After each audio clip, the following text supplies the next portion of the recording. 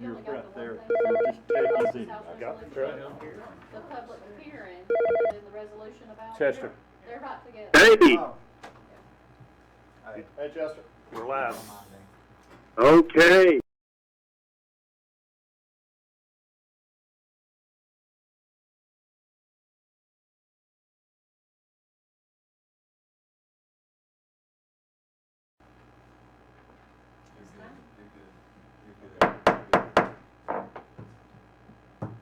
All right, I'd like to call the May 12th meeting of the Macon County Board of Commissioners to order.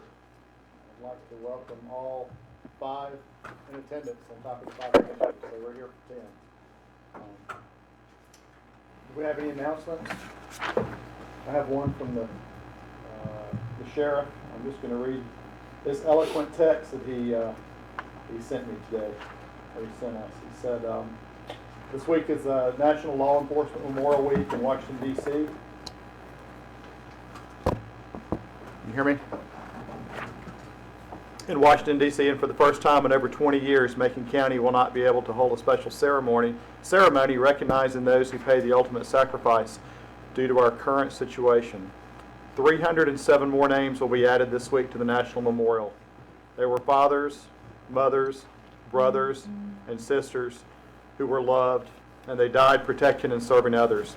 Since we can't have a ceremony, please take time to recognize them tonight at our meeting and all who serve our community. We are blessed that this year we did not have one of our officers or a Western North Carolina officer's name being added to the Law Enforcement Memorial Wall in Washington, D.C., as we have in recent years. Sheriff, thank you. Thank you for all of y'all that do serve, and on behalf of the commissioners, I appreciate you reminding us about this important day and why it is important. So thank y'all. Yeah, no, thank you for bringing it to our attention too. Any further announcements? All right, if not, let's all rise. We'll observe a moment of silence. We'll ask Commissioner Bill to lead us in the Pledge of Allegiance tonight.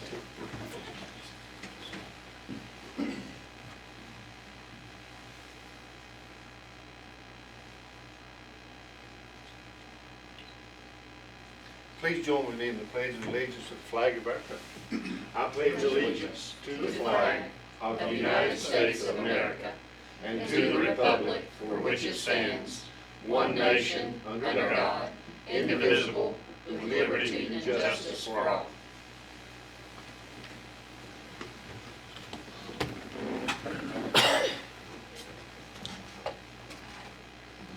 Is there a pen over there? Mine is magically disappeared. What do you need? Yeah. Pen? Right there. Uh-oh. Okay. We have a public hearing tonight. I'm going to go ahead and open that up for Rural Division Building Reuse Grant for SECU Hospice House. Mr. Manager, he's going to, or is it Chester? Yeah, Chester. Or, sorry, Tommy. Yeah. Welcome, Tommy. Open the hearing first. Thank you, Mr. Chairman and members of the commission. This is a great opportunity we have for a small investment to help our community greatly. It's a county match for North Carolina Commerce Rural Division Building Reuse Grant for the SECU Hospice House that they're building on Maple Street in Franklin. The grant request with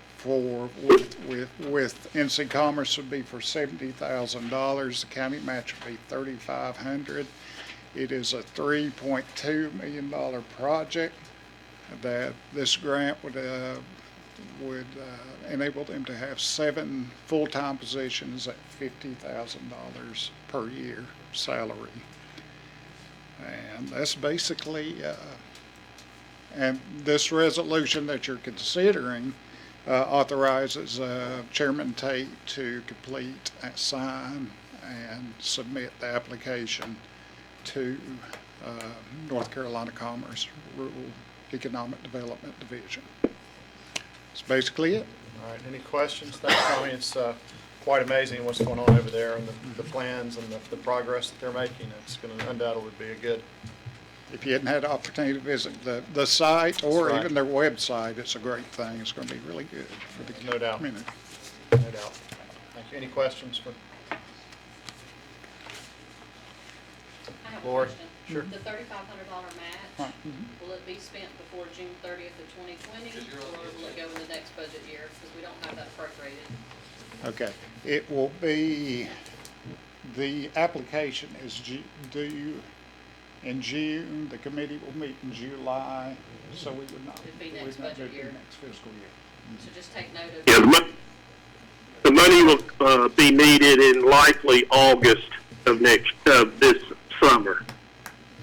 We're already throwing you a curveball. Got our first contingency fund.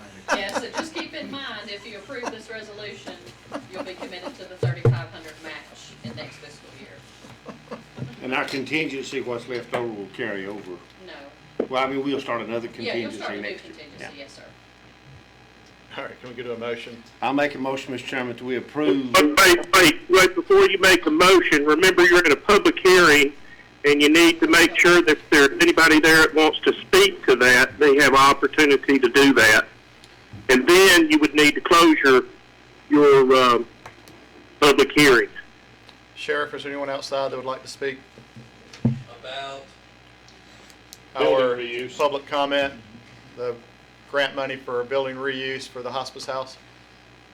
does anybody out here wanna talk about grant money for The hospice house. hospitals? Yeah, just don't say grant. No. No, we don't have anybody, Chester. Okay, then I think you as the chair may close the public hearing if there's no other questions, no other comments, and then you could entertain the motion to approve the resolution that's part of your agenda package. All right, we'll close the public hearing. The chair will entertain a motion.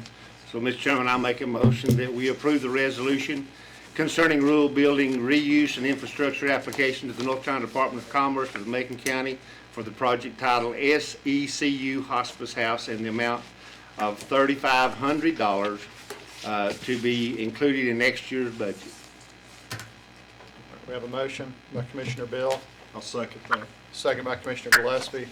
All in favor, signify by saying aye. Aye. Aye. Thank you, Tommy. Thank you, sir. Good to see you. Good to see you. Don't leave, Tony. All right, we're gonna move into our public comment period. I guess if anybody is gonna call in, or is there anybody? Is anybody here? Since there's only, do you want her to come to there, since she's only one person instead of calling? Sure, that's fine. Instead of calling, And I guess IT, if you're listening, if anybody calls in, please let me know. Welcome. Thank you so much for putting me on the agenda. I'm Mary Stone with the Nantahala Hiking Club. Yep. And I'm doing a summary of our position statement regarding the 2020 draft management plan proposed by the Nantahala National Forest Service land and action recommended by the Macon County Forest Advisory Committee. The Nantahala Hiking Club maintains about 90 miles of trails on Forest Service land in Macon County. Volunteers work thousands of hours every year to maintain these trails, and they've been doing it for more than 50 years. We have more than 200 members who also offer hikes and outdoor recreational education. We endorse Alternative B as proposed by the U.S. Forest Service Draft Management Plan. This alternative provides flexibility for managing vegetation patterns, wildlife habitats, recreational access, and recommended wilderness areas. The NHC, our hiking club, strongly objects to the structure, report, and recommendation of the Macon County Forest Advisory Committee. The committee, which was formed in February, does not represent a cross-section of the Macon County citizens. It's composed of 2 county employees, 2 representatives of the timber industry, 1 hiker and 1 grouse hunter. The hiker, me, was added only after repeated request. At the March public meeting of the County Commission, Mr. Beal suggested that someone from, quote, paid recreation needed to be added to the committee. This was not successfully done. Some content of the report is presented in a manner that is not factually objective. The Hiking Club requests that the County Commission reform the Forest Advisory Committee, providing public notice of its formation and including a representative sample of Macon County residents. Due to COVID-19, the U.S. Forest Service has extended the comment period on the plan until June 29th. In addition, the NHC asked the Commission to delay action on approving the Forestry Committee report until public comment is received. Only then will the Commission be submitting a plan to the U.S. Forest Service that fairly and equitably represents the interest of the citizens of Macon County. Respectfully submitted, Mary Stone, President, Nantahala Hiking Club. Thank you for hearing me. Thank you. Thank you, Ms. Stone. All right, I have a,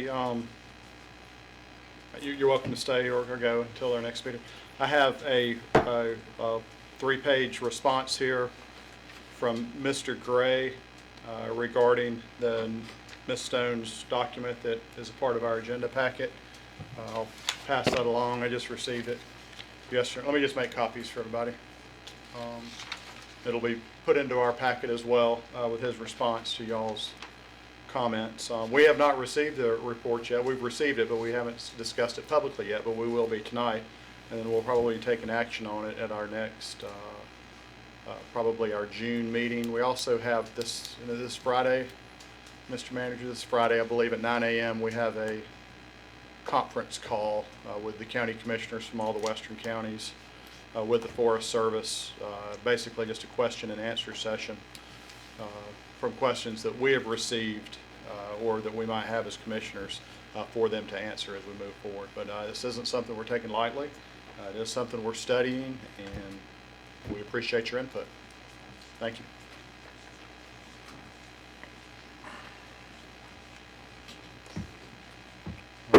Any other public comment?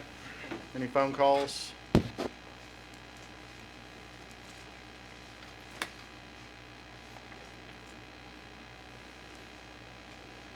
All right, if we get a call in, we will we'll just try and work you into our agenda.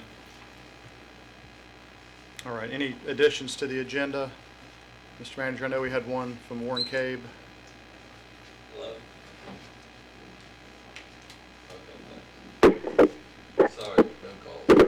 Okay. Is Warren out there? I know he had an addition to our agenda. Mr. Chairman, I have one recommendation for an addition to the agenda. Okay.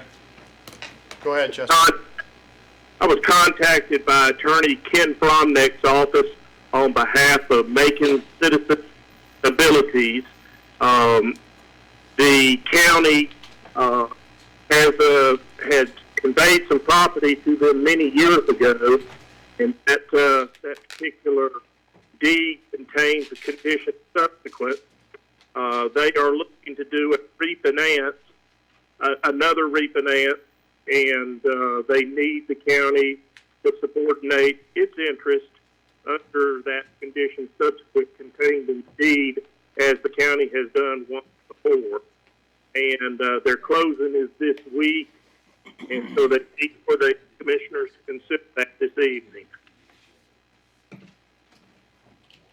All right, let's add that as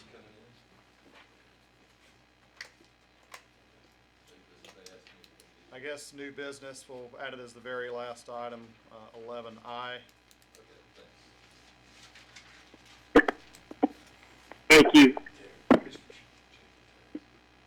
Mr. Chairman, if we could, we also need to add to the agenda the EMS grant.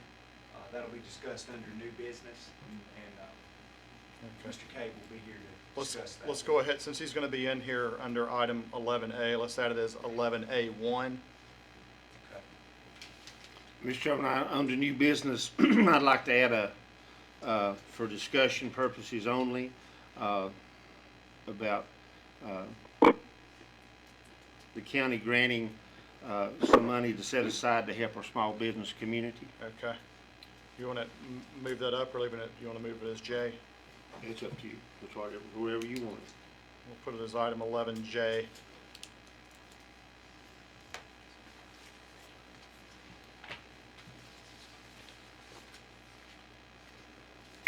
Anything else, Mr. Manager? No, sir.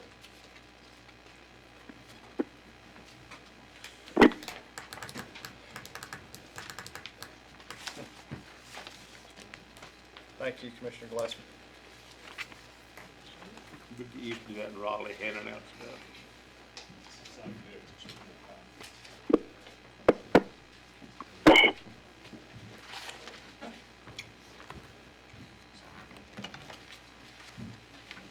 All right, can we get a motion to approve the agenda? So moved.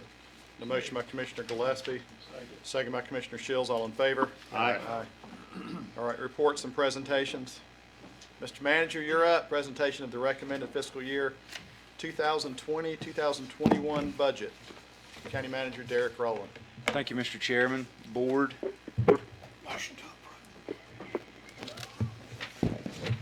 As I was sitting there, I was looking.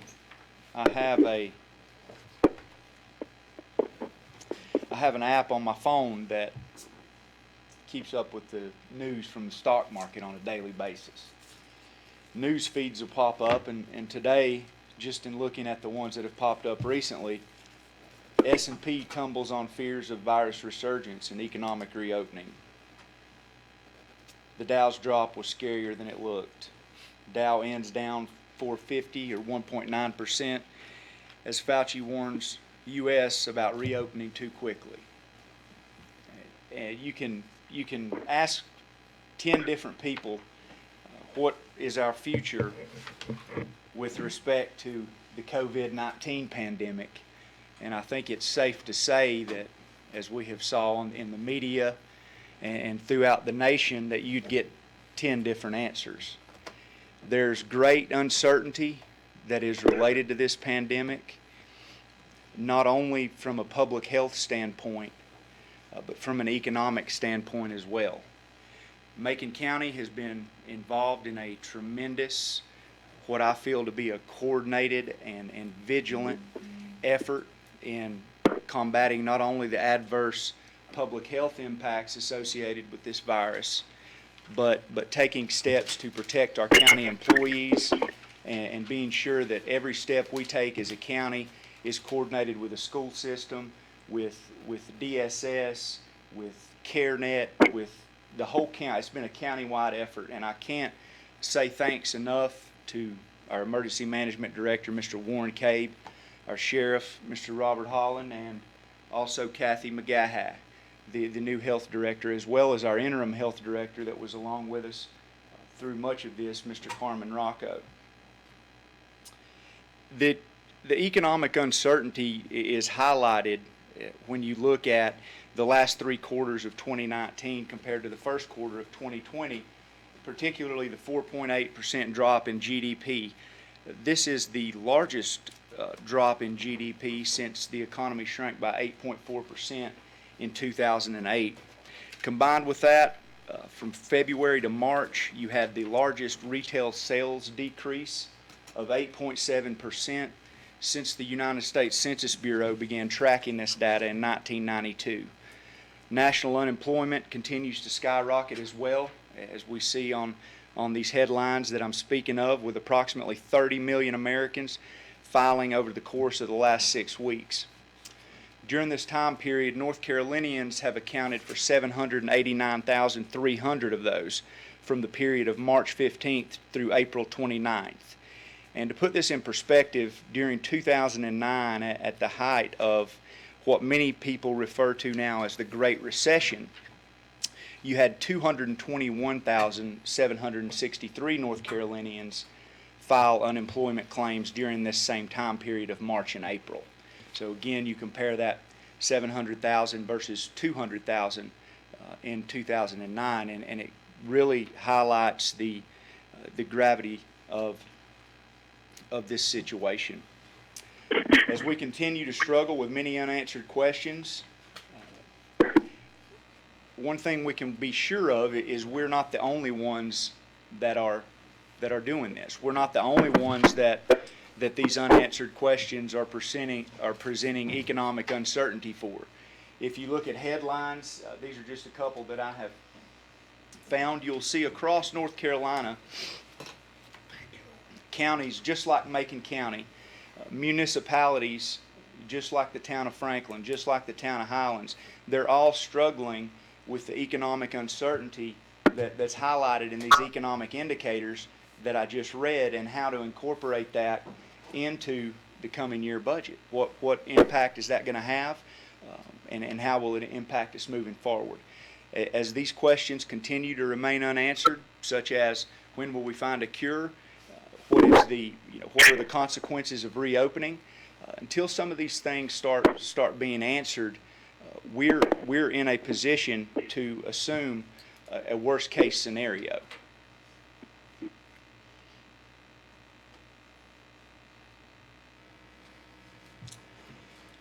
This economic uncertainty clearly has impacted our budget, as the proposed budget at $52,302,000 is representative of about a $951,000 decrease from the current year budget, from 2020's budget, about $951,000 less we're projecting in FY21. And that is due to the decline in revenues. With respect to ad valorem property tax, as you'll see there, we had about a $128,000 decrease, and that is due to an anticipated 1% decrease in tax collection rate based on decreased ability to pay as a result of the economic conditions. Now, when you look back at past history in Macon County, we saw a decline in these property tax collection rates during the years of the recession, 2008, 2009. And again, some people say you can't compare this stoppage of the economy to the recession of 08 and 09, but you certainly can compare it, I feel, in the respect of, if people are not working, if people are not receiving income, they're not going to have the ability, as they would have previously, to pay their property taxes. So that is assumed, again, a 1% decrease in the tax collection rate. Furthermore, North Carolina Association of County Commissioners, as well as the League of Municipalities, this comes following their guidance. They're telling counties and municipalities across the state to pay close attention to this, again, recognizing that these economic conditions are going to influence individuals' ability to pay. The most dramatically impacted revenue line item in this budget is sales tax, at a decrease of $442,000 we're projecting in fiscal year 21 from what was budgeted in the current fiscal year. If anything embodies the uncertainty of the COVID-19 pandemic, it's sales tax projections. And furthermore, if anything embodies the uncertainty of the COVID-19 pandemic, it is the projections that we're receiving from North Carolina Association of County Commissioners, as well as the League of Municipalities. In their revenue forecast, they were saying we could see decreases in sales tax as much as 50% off of what was collected in the prior fiscal year. So in realizing that going in, we have decided to take a phased approach to budgeting sales tax, and the sales tax number that has been budgeted is reflective of a 36% cumulative sales tax decline during the first 2 quarters of the fiscal year. In other words, as we move forward, we're expecting to be hardest hit there in the first quarter, we're projecting about a 24.5% decrease in sales tax revenue, and again, that is off of prior year. That is off of what we actually received in fiscal year 2020. So for the first quarter, we're projecting a 24.5% decrease. That's the month of July through September. We're projecting an 11.5% increase during the months of October through December. And beginning in January, we have budgeted no decrease in sales tax. Again, and that remains consistent through the fourth quarter. So quarters 3 and 4, we're assuming no growth in sales tax, but in the first 2 quarters, we're assuming that substantial 36% decline. This too comes following recommendations of the North Carolina Association of County Commissioners as well as the League of Municipalities. Motor vehicle tax collections will remain essentially flat. In the services fees, it does anticipate in service fee collections, and you can see there at a projected $322,000 decrease from the current year original budget. It assumes that the COVID-19 impact, the economic conditions are going to have some impact on the construction and real estate markets in Macon County. We have budgeted across the board a 10% reduction in revenue received in the departments of Register of Deeds, building inspections, on-site wastewater, and wells, and these reductions are based off of 2019 actuals. Currently, if you look at actual revenue collected in April of fiscal year 2020, so this last month, and you compare it to what was collected in April of 2019, building inspections revenue was down 14%, Register of Deeds was down 15%, the number of deeds recorded was down 29%, and revenue received from real estate sales in Macon County was off $2.6 million. That's approximately 24%.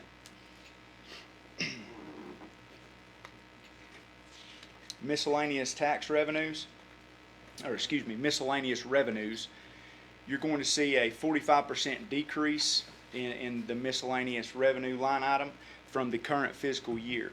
Now, this 45% decrease is representative of about $589,000, and what that is primarily attributable to is the Fed continuing to lower the interest rates. And we know the Fed was projecting to lower the interest rates before the COVID-19 pandemic, but from July 2019 through last month, April of 2020, there was a cumulative 1.81% decrease in rates, and 1.01% of those decreases happened after the COVID-19 pandemic began in February. While these projections are dismal, certainly they're both realistic, but at the same time, there's a lot of uncertainty built into them. But it is important to remember when we were getting this information, it wasn't just something that was pulled out of the hat or done on a whim. It came following the recommendation from credible sources, local government agencies, consultation with the tax administrator who's been in constant contact with the Department of Revenue. Again, it goes directly back to the uncertainty and the uncertainty economically that is accompanying the COVID-19 pandemic.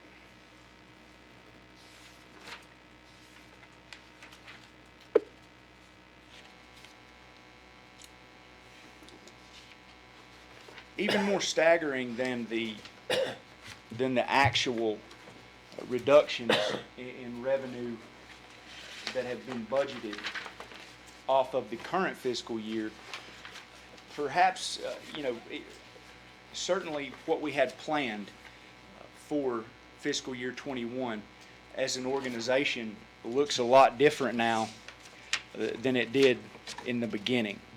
And I think these, when you look at this, the departmental recommendations, the departments submit their recommended budget to me, and from that recommended budget, we'll go through and evaluate, prioritize, and narrow it down, include include what we need to and move on and recommend that to you all to be the current fiscal year's budget.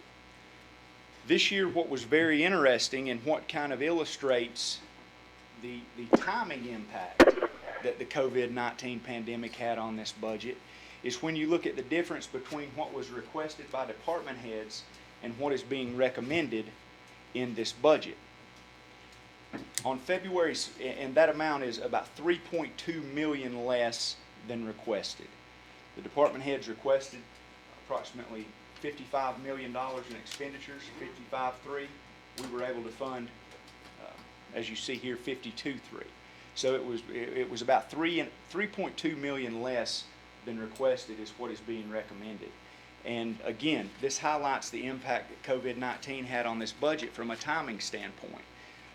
At February 6th, when we had our budget kickoff meeting, and we discussed as a board the priorities that we wanted to tackle for the coming fiscal year, COVID-19 pandemic wasn't really on the radar for Macon County. On February 13th, when we have the department head budget kickoff meeting, COVID-19 was mentioned one time at the end of the meeting as everyone was walking out as an afterthought. Hey, COVID-19, because at that time it was, you were hearing about the oil impact it was having. The oil prices were going down. So it was mentioned in relation to, hey, you might be able to reduce your fuel expenditures in your operating budget due to this COVID-19 pandemic.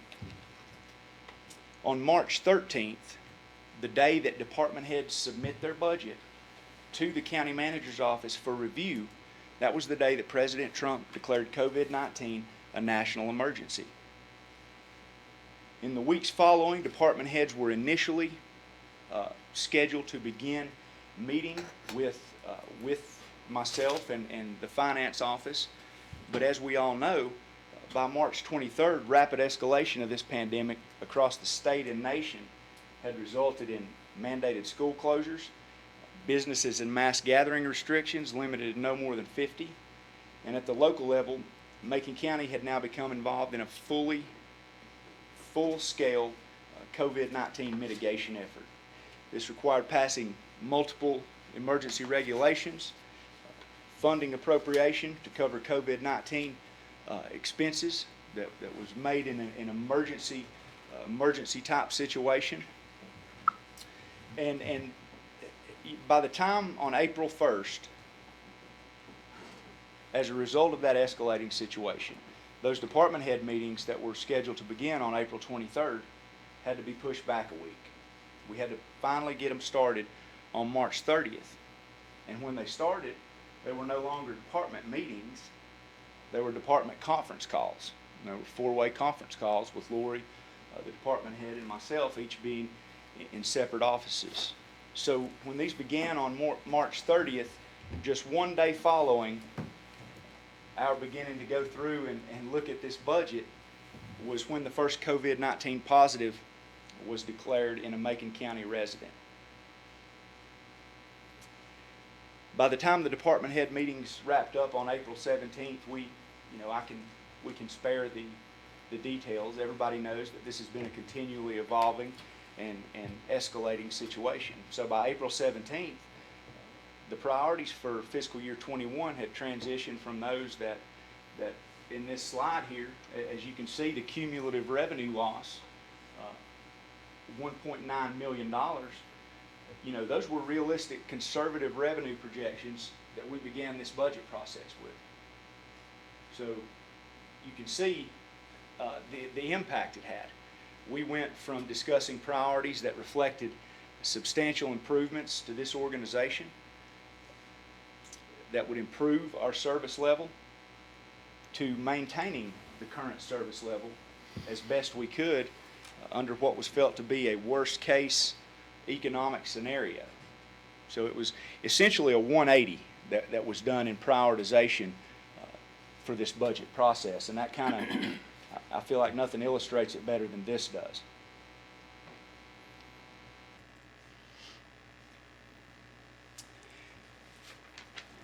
We knew we were going to have $951,000 in less revenue than the current fiscal year, so if we were going to attempt to balance this, Lori told me that we had to reduce expenditures by $951,000 to equal out. So in doing that, I would like to first say that we take great pride in the fact that every year, whenever a budget is presented to this board, we feel like that it's representative of what this organization needs to get the job done. Nothing more, nothing less. So I say that to say, finding $951,000, if we could do that without any sacrifices being felt or any concessions being made across the organization, then I think if you have a budget that is that far off, you need to find different management, because something's going bad wrong.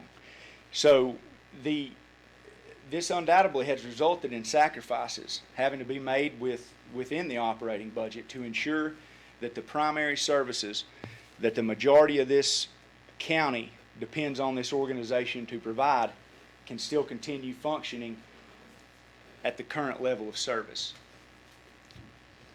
As I said, our goals completely changed. The first being now maintain our current level of service. With that, we knew that we couldn't take on any additional expenditures, so we set mandates across the board, no new employees to be added. This does come with the exception of the transit office, who was able to add 2 additional employees through the elimination of part-time. So they were having scheduling conflicts, and to enable them to better provide their service, they dissolved part-time positions to accommodate adding 2 full-time. No new phones, no new programs and initiatives, and that kind of standard had to be set across this budget, as we knew that we could not take on any additional expenditures during the coming fiscal year.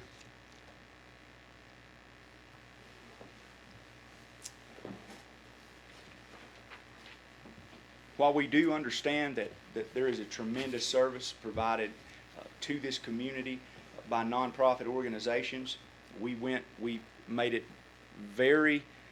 took a very hard look and very carefully eliminated funding, not totally eliminated, but reduced funding to the community funding pool and nonprofit organizations as listed in your budget message, which we felt would have the least impact and still enable us to continue providing these primary services that we're responsible for. Now, again, we went to great lengths not to completely eliminate any funding, but like this organization has had to do, this is going to require sacrifice across the board, and this is one example of that. We were able to gain $68,000 in these reductions. There were also certain line items within the budget that were, just like revenues were impacted by COVID-19, it also had an impact on certain expenditures within the budget. For instance, gasoline and fuel. Travel restrictions put in place across the country have resulted in projected decrease in the price per gallon for gasoline in the coming fiscal year. It's projected to decrease by 16% by the Energy Information Administration, the latest information that they have produced. So that resulted in us budgeting 84% of what was budgeted in fiscal year 20 for gasoline. Trying to find those savings any way we could with the least impact possible in the organization.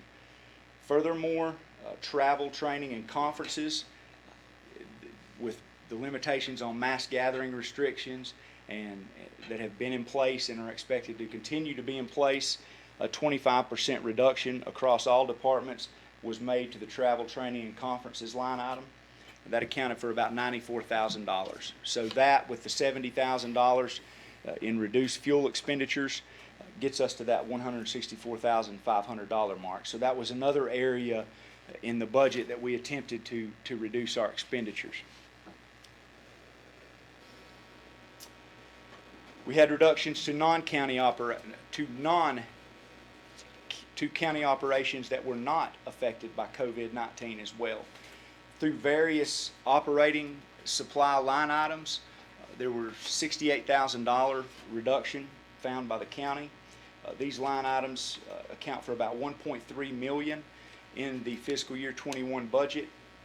Talking about the telephone line items, the printing, advertising, equipment maintenance, operating supplies, computer supplies, office supplies, uniforms, vehicle maintenance. When you combine all those together, that again account for about $1.3 million, we were able to further reduce those across the organization, gaining about $68,000, or reducing expenditures by $68,000. As I mentioned earlier, reductions of this magnitude have required sacrifice to allow us to enable to continue providing our current services at the current service level. Perhaps the greatest example of this that comes in fiscal year 21 is the proposed elimination of the adult dental clinic. Again, it was targeted, this program was targeted as it was felt to have the least impact on the services that we provide to the most citizens. When you look at participation in the adult dental clinic in fiscal year 20, current fiscal year, it had served 366 individuals. This is a 48% decrease since 2018. And as the participation has decreased, revenues have decreased, resulting in Macon County having to come up with the difference in revenue and expenditures for this program. The clinic was started at a time in Macon County when dentists were not accepting Medicaid. That is no longer the case and could be a direct result of the decline in participation that we've saw at the clinic. Additionally, we have had tremendous difficulty in the recruitment and retention of dentists as well as dental hygienists. The dentist position has been vacant in the clinic for 2 years now. We've been having to use a contract agency to provide these services that are 38% higher on an annualized basis than the $180,000 total compensation package that is budgeted for the dentist position in our budget. The dental hygienist position has been vacant for a year. Similarly to the dentist, we have been using a contract agency, and on an annualized basis paying about 20% more than the $70,000 that is currently budgeted total compensation package in our budget.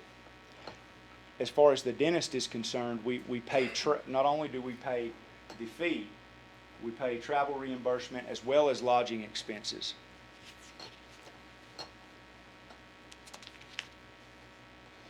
There is one clerical position that is currently filled by a county employee, but this employee can be moved to a vacant position, similar position, same grade.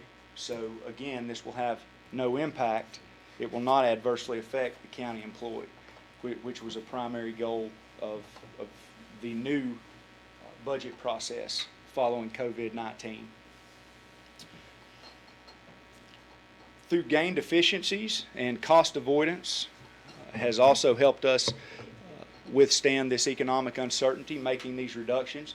We saw about a $250,000 decrease in detention center expenditures.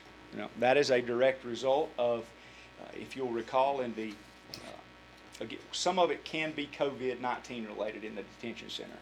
Our out-of-county housing has went tremendously down. We budgeted $300,000 for that line item in the current fiscal year. In fiscal year 21, it has $100,000 budgeted in that line item, as we do anticipate COVID-19 to continue having an impact as far as moving inmates between facilities. Not much of that's going on right now, and not much of that's expected to start up anytime soon. So that, combined with, as you'll recall, the board has previously approved us entering into a contract arrangement with a third-party provider to provide transportation services. That directly resulted in reduced part-time and overtime cost at the sheriff's office, and has been for the involuntary commitment transport. So things like that, combined with the medical services, that line item was reduced by $50,000. We beginning in this fiscal year, we added to the doctor's contract that we currently have a full-time registered nurse. Upon doing this, we seen a decrease in the number of emergency room visits, as well as she has helped us find a decrease in prescription cost as well. So those things have all helped us to be able to reduce those efficiencies that we have found has allowed us to reduce these expenditures by $250,000 in the detention center. Things like the North Carolina Health Insurance Program. North Carolina Health Insurance Program was a change we made to our health insurance. Seems like that we make changes to it all the time, but it's a huge part of our operating budget. And this year, as you'll recall, in years past, we have had exorbitant increases in health insurance costs. Last year was $471,000. That's about 10%. The year before that, we experienced a 24.5% increase. But as we have moved to this new company and joined the North Carolina Health Insurance Risk Pool, we've basically been able to take what used to be a group of 600 individuals and join a group of 6,000 employees and their families. So things like that have led to cost avoidance. The LED light installation at county facilities, we're looking at a 6% cost in electricity increase this year. However, due to the light installation at these facilities, we can continue to budget flat for those costs. So things like that, the phone savings, switching to the Mitel phone system has resulted in phone savings. It's reflected here in this in the chart in front of you. And so things like that, not only through reductions, but through efficiencies we have been able to find, has enabled us to offset these unforeseen declines in revenue. Although we made a tremendous dent in reducing our expenditures in the operating budget, the capital portion of the budget is where that the county is going to take the biggest hit. If you'll look there, fiscal year 21, that blue portion is what we will be funding out of the operating budget. That's the amount of pay-go capital that we'll be funding out of the operating budget. Now, as you'll see in years prior, fiscal year 20, fiscal year 19, fiscal year 18, through that time period, we were averaging about $1.3 million a year in operating budget-supported capital expenditures, our pay-go capital. That's things like patrol vehicles, ambulances, stretchers, things of that nature. As you'll see, fund balance in this fiscal year, we're going to use more than we have in past, and that for good reason. We're in uncertain times, but a decision was made in this budget to only fund those capital projects which were felt to be mission critical. In other words, they impacted the operations of every department in this organization. So $400,000 is going toward the purchase and install of a new tax software collection system. This again has came before the board. The board has discussed it, approved the issuance of the RFP in February. The selection committee that reviewed these RFPs has since went through them and will be making a recommendation to this board, I believe, tonight on the agenda, isn't it, Lori? Abby's going to be coming in and speaking with y'all about that. They've put a lot of effort into that, and if there's one thing that is mission critical to this organization, it's how that we collect the revenue source that accounts for 54% of the total budget. So yeah, they will be coming in, and Abby will go over that with you. I won't steal any of her thunder. Our data storage system, our SAN, that is the how our organization stores data and what allows us to function from an information technology standpoint. There has been an upgrade budgeted at $218,000 in this budget, and this works in connection with the new tax software system that is going to put increased data storage needs on our current infrastructure.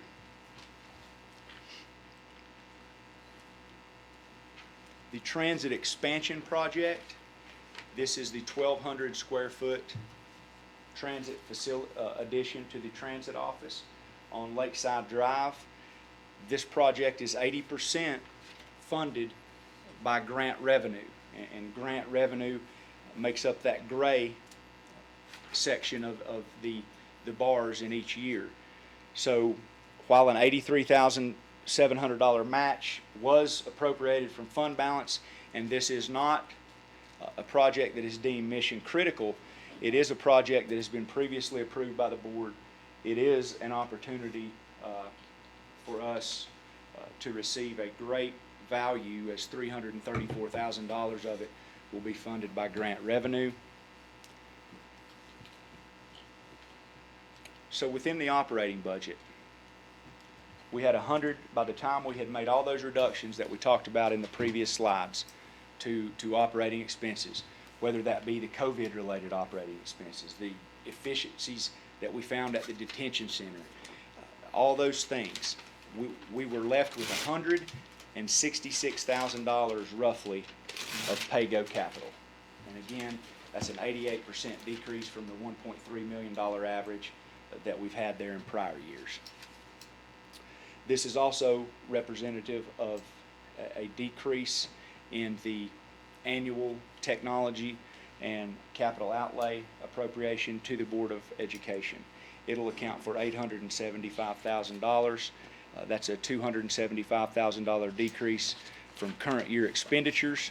We do remain confident, however, that while this is a 9.5% decrease, and it is a substantial reduction that reduced operating cost as well as annual wear and tear on facilities resulting from extended school closures in FY20, combined with nearly $200 million in COVID-19 statewide funding for school relief that will be going to schools across the state, will help to offset this reduction. Second goal of the budget, the new budget that we were working with, was to maintain our solid financial position. Now, at an estimated 44%, the fund balance in the general fund will allow us continue providing us with a high degree of financial certainty. Reductions to operating and capital expenses within the fiscal year 21 budget have allowed us to maintain our solid financial position because we're not relying on it for operating expenditures.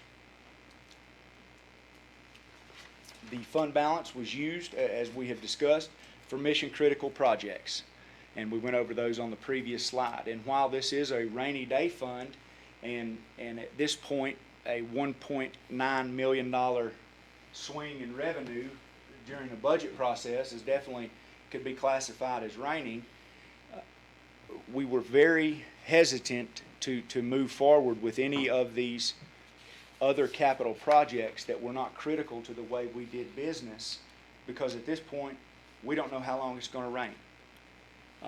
You know, the headlines we read to start this presentation, nobody knows how long it's going to rain. So we have to keep in mind, as Ronnie says, that's our seed corn.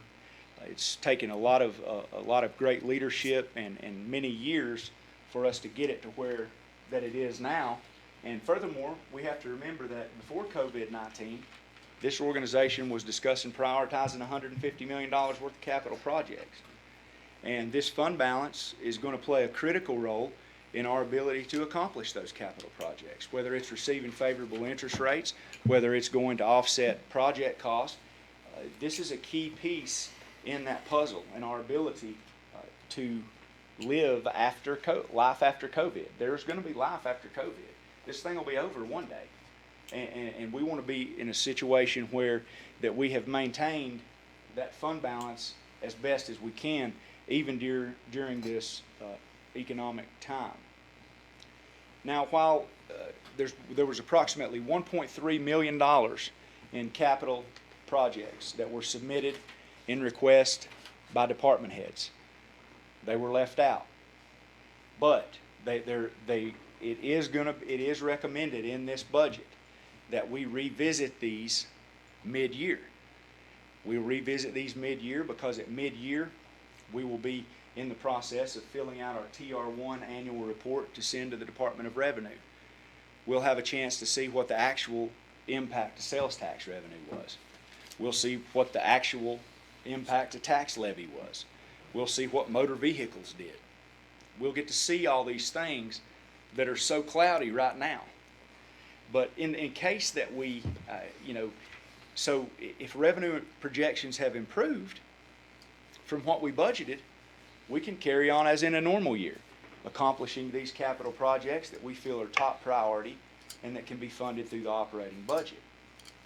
But if it's still raining, if we get to the mid-year evaluation and it's still raining, we can still fund those capital projects using this fund balance that we deem are a priority or an immediate priority. That's still possible. But we also got to realize that if it's still raining at that time, we're going to be having larger discussions about further prioritization within the capital expenditures and operating categories that could potentially impact what this organization looks like. So while we remain optimistic and hopeful that we get to mid-year and this thing's coming back and we can turn the water back on, if you will, we also must be aware that it's raining right now and it still could be raining, and with us not knowing the duration, we need to take all measures necessary and protect our fund balance to the greatest extent possible. In addition to our fund balance, the general fund debt, as it continues to decrease by $262,000 in the coming fiscal year, we're going to, our financial position is going to remain strong. Even during this time of economic uncertainty, we're still going to be able to provide those critical services that people rely on without having to use our savings account to pay the light bill. So we're in a good position. We're in the best position we could be, and it's a position that we could not be in had we not found efficiencies, had we not taken steps to ensure that we had an adequate fund balance, and that left us ready. And so in doing that, we'll be able, with certainty, to weather this economic storm in the coming fiscal year.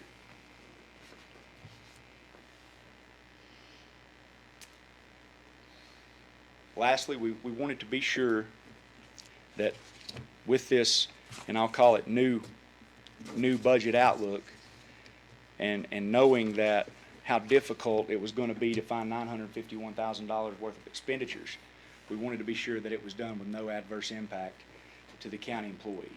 We were able to absorb slight increases to the health insurance and retirement cost associated with employee benefits. Again, the county employee in adult health can be repositioned into a like position with no impact, and there's been no reduction to the school's operating expenditures that affect the education in the classroom to the students, or that impacts the livelihood of locally funded teachers. So in doing that, while this is very uncertain, it is very realistic. It's hopeful. This budget allows us to where we can continue to be in a holding pattern, if you will, where we were once in a position to continue making improvements, to continue moving forward. We have been able to dramatically reduce spending to match and offset those declines in revenue, put this organization in a holding pattern, and allow us to continue providing those services upon which citizens depend while we wait and see what is going to happen with this COVID-19 pandemic. So with that being said, Mr. Chairman, this has been an extremely difficult budget process. Couldn't have done it without Lori and her staff and all the department heads that have been a part of it. And while it's not, just like we started out talking about, it's not, the best news in the world, but there's a lot worse. There's a lot of counties that are in a lot worse shape. A lot of municipalities very close by that are in a lot worse shape. So to Macon County, very close to home, to Macon County. So we see these impacts not only in this budget, but in budgets across the state we've done the best we could under the circumstances that have presented themselves, and we feel like that we've presented a budget to you tonight, Mr. Chairman, that is representative of what we need to get the job done. It will allow us, it's left us prepared, and it has left us ready to weather any economic uncertainty while simultaneously using our fund balance to be able to do those capital projects that are felt to be critical to this organization. All right, Mr. Manager, that was a mouthful, and I mean, just from my perspective, I know how hard you've been working on this, and I know the lost sleep and the loss of hair. It's one I like to use, that you've been dealing with this, and your time away from family. What an unbelievable job from my perspective with dealing with the virtual unknown. I don't envy you and Lori for what you have been doing, but I can tell you I'm grinning inside because I'm so proud, and I have comfort knowing that you both are here leading our organization through this and giving us the best advice that you can with your research. So I know you've made some difficult decisions, and I'm looking forward to delving through this budget a little bit more in detail and see what questions we might have, and move forward and get you a budget passed that you can lead our county forward with. Any other questions or comments? Just to echo what you said, Mr. Chairman, this is been through 17 or 18 of these budgets, and there's nothing like this ever. And we still don't know. We'll throw this out for the schools. Mr. Shields and myself, we met as a liaison committee with the schools, and that's still way up in the air. They don't have, the schools, that keeps changing every day too. And so we don't know what's going to, if the schools don't reopen, you can forget the economy. We have figured that out. So they don't know what's going to happen with the schools. So, August is not that far away. That's when schools open. So, and so there's a lot of things in the air, but we're blessed that we, Mr. Chairman, we do have a budget that we can backfill when we need to, like we did in 2008 and 9, and not put no more penalty on the citizens. So, good job. Anyone else? Just echo what y'all's already been said. I think we're very fortunate to have Derek and staff talk to Derek one afternoon late, and he was going back to the office, and jokingly said every night you spend at the office working on budget, more people get their feelings hurt, because that's just more cutting that you're having to try to figure out to do to get this budget in line with where we're at, and that's not a fun job, but I think I can speak for everyone up here. We appreciate that, and we realize that and understand that. That goes out to you and the entire staff and everybody that's affected by this budget. There's a lot of folks that's going to be impacted by the budget, and we understand that, but that's where we're at, and that's the time that we live in. Thank you. Thank you. Anyone else? Appreciate it. Just, again, I can't, Lori puts tremendous effort into this, and she asked me if she needed to sit in her office or come in here tonight, and I told her it's kind of like talking in tongues. I need to have an interpreter. So, thank you. Thank you, Lori. Thank you, Lori. All right, I think we're gonna have a phone call. Commissioner Gillespie. Debbie Reese, Partnerships U.S. If you're watching, we're getting ready to call you up.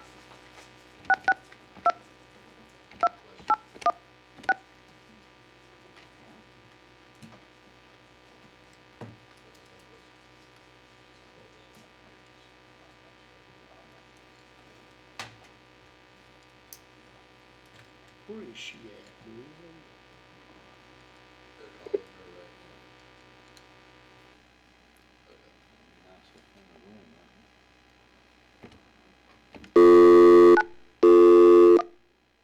She is watching, so you might tell her again. She may not have dropped out. I think it's our issue here, getting the phone to ring.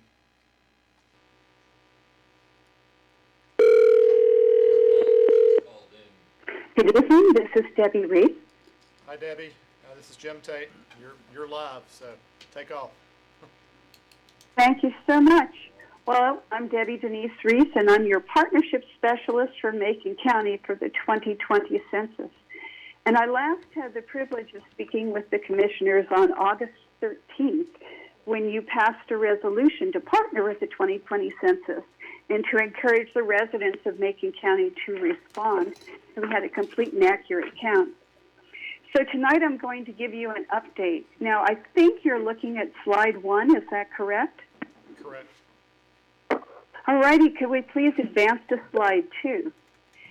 So what the census has done is they are posting a live every day at 3 o'clock a response rate for each of the counties and some municipalities in the state. And this response rate is calculated by a fraction. And the fraction in the numerator just sums together the amount of responses they've received, whether it's online or mailed in census forms or through the phone when people call in their census data.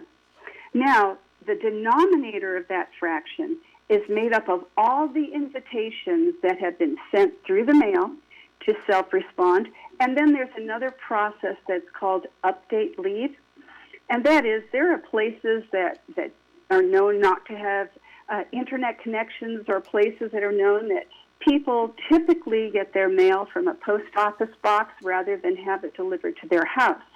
And since the census is developed according to housing unit, not according to people, the invitation has to go to a housing unit. So the denominator is those that have been delivered invitations to respond to the census and those, they're called update leave, where a census form is delivered to a household so that people can respond. Does that make sense? Yes. Okay, so what's happened is because of COVID-19, the update leave delivery of those paper-based forms to the households was suspended. In fact, and coincidentally, it's going to start again tomorrow. But it was suspended. Nevertheless, it is still part of the denominator of that fraction. So in areas such as Macon County, where there are large areas that were supposed to have hand-delivered census forms, that denominator is inflated. And not only that, but in areas like Macon County, in the mountains in North Carolina, and at the beaches, that denominator is inflated because it counts all of the housing units, not subtracting those that are known to be vacant, such as second homes. So I'm going to show you what that means. Let's go to slide 3. Let's make pretend, slide 4, that Dale is a middle school student. And the school has got 1,000 students. And Dale's parents say, hey, Dale, we want to throw you a party. You can invite as many people as you want. Let's go to slide 5, please. So Dale says, oh, that'll be great. I'll invite everybody at school. That's 1,000 people. And his parents say, oh, hey, wait a second. Let's limit this to 100 people. So Dale invites just Dale's best friends, 100 best friends, and 90 of them attend the party. Slide 6, please. Is this a good response rate? Slide 7. So what do you think? Did Dale have a good response rate to his party? Yeah. We have one yes. We're confused. Anybody else? We're county commissioners. We don't have 90 friends. Well, hopefully you've got a whole county full of them.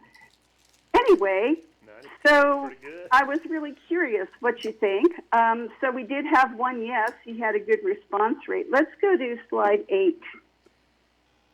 So if you were to review Dale's party success from the perspective of how the census is calculating response rate, you'd say, no. There are 1,000 students in that school. Only 90 of them attended. That's a 9% response rate. Dale's parents say that was a great response rate. He sent out 100 invitations, 90 students attended, So he had a 90% attendance rate. Slide 9, please. So let's apply the tale of Dale to the actual tract data in Macon County. Slide 10. So now keep in mind I prepared this slideshow last week so that it could go in your packet, so the data are not the most current data. But I'm looking at this tract that's numbered 9705.01. And the day that I prepared the slideshow, the response rate reported for that tract, the percent of people responding, was 13.4%. Well, that struck me as rather odd. And I know that your county manager has written to you about this. In 2010, the census reported that the 2010 self-response rate for that census tract was 13.8. Now, that's the inverse. So that's the number, the percent of non-response. So the actual response rate for that tract was 86.2% in 2010. And now we're saying that this is one of the lowest tracts in the county with a response rate of 13.4%. So I looked at that a little further. Well, that tract is reported as having 1,400 residents. But it's got 2,177 housing units. Slide 11, please. So that would mean that for every 2 people, there were 3 houses. Furthermore, we know from the census data from 2013 to 2017 that the estimate is that only 746 of those housing units were occupied. That gives us a vacant housing unit, a percent of 66%. Slide 12, please. So that seemed like there needed to be an adjustment. Slide 13. So if we multiply the total housing units by that 13.4%, that gives us about 292 housing units responding. And if we take those 292 housing units and divide them by the total occupied units, that would give us a 39% response rate. Now, you'll notice in the top right-hand corner of the slide, I said that the final adjusted estimate would be 50%. Where did I get that from? Slide 14, please. This is a map of the areas of Macon County, and the blue areas are the areas where people received an invitation in the mail to respond to the census. Now, the white areas, those are the areas where there was update leave. People have not received an invitation to respond to the census because 2 days after this update leave procedure started, where people were having census forms hand-delivered to the household, there was suspension due to COVID-19. As I said at the beginning, the update leave process is supposed to start again starting tomorrow. Would you please go to slide 15? So what I did was I took all the tracts in the county and I conducted an estimate of an adjusted response rate. Now, on the day that I did this, the national response rate was 56.6%, and the North Carolina response rate was 52.1%. And the adjusted Macon County rate, which is at the top of the slide, was 55%.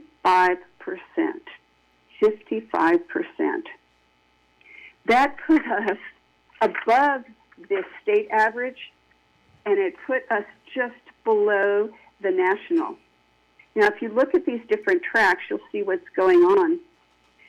For the Franklin municipality area, they're reporting about a 40% response rate, and it adjusts to 55%.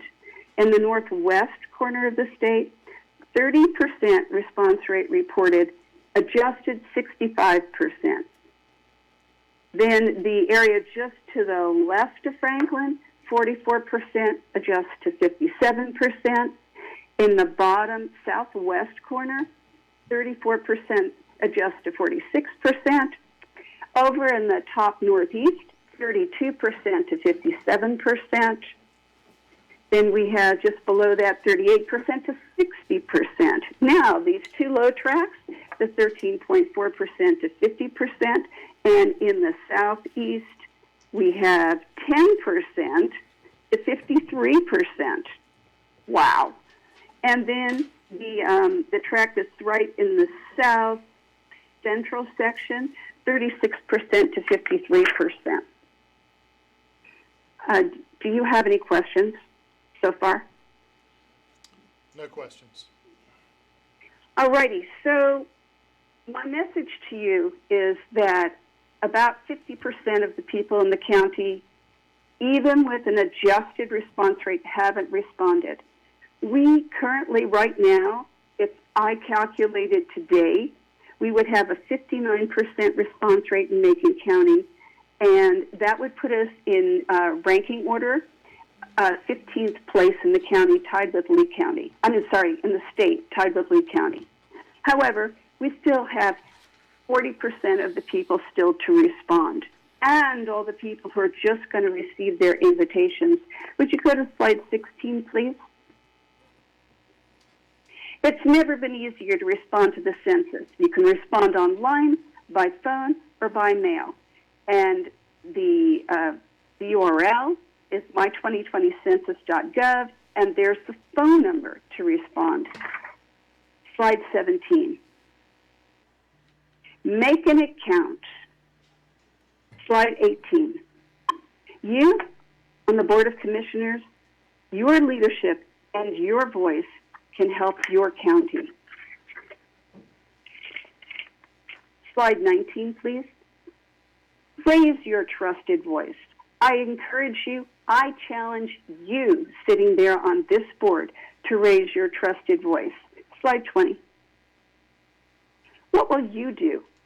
What will you do to increase the 2020 census self-response rate in Macon County? Slide 21. And slide 22. What will you do to help increase the Macon County count?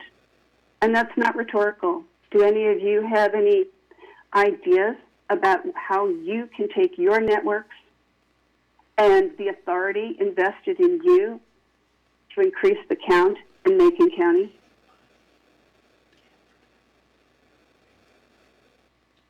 Thank you, Debbie.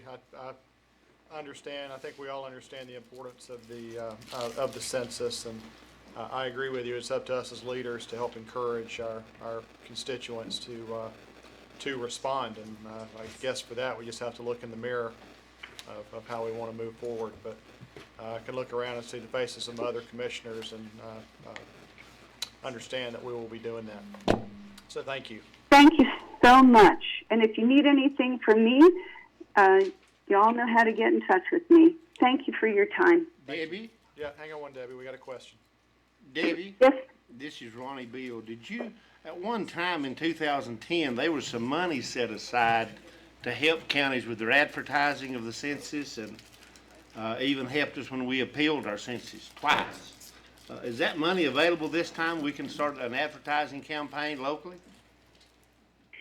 There have been some funds that have been offered as available for counties or different entities to apply for.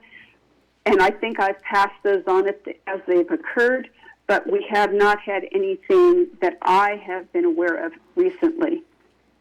A lot of the initiatives that are happening right now are for people to use their social networks, whether it's Facebook, and these are personal. I mean, the county is certainly doing this, but your personal networks and the trees of connections of those, how can they get the word out? The people who elected you, how do you leverage them to encourage all of your constituents to support this? So there's no money? Not that I know of at this time. I am going to be sending to the county some promotional materials, and I have the availability to order some more. I'll be sending you about, not that it'll hit everybody in the county, but I'll be sending you some water mugs and some, what are they called, little bags and flyers and chapstick. But those are certainly limited supply when you have a county population like you do. Thank you, Debbie. Thank you. Thank you all very much. Derek, do you think you can Bye-bye. Thank you, Debbie. Thanks, Dave. Derek, do you think you can get our social media platforms that have been so active with the county with the COVID response to put out something regarding the census, just to remind people? Just make it simple, but you need to tell them how important the census is. Absolutely. We do a really good job for public information. We also have put it on our website as well, so we'll. I'll fill mine out when I get home. One more. Has anybody tried it by telephone? A lot of people called me and said they've struggled. Have you, anybody that's tried it by telephone? I did it via the internet. Huh? The internet portal's very easy to use. Yeah, they'd done it by telephone, and I said I didn't above my pay grade. So. All right. Next on the list, we have Jim Gray. Jim, if you're listening, we're getting ready to dial you up, and I told Jim it'd probably be between 6:30 and 7. I missed that by about 30 minutes.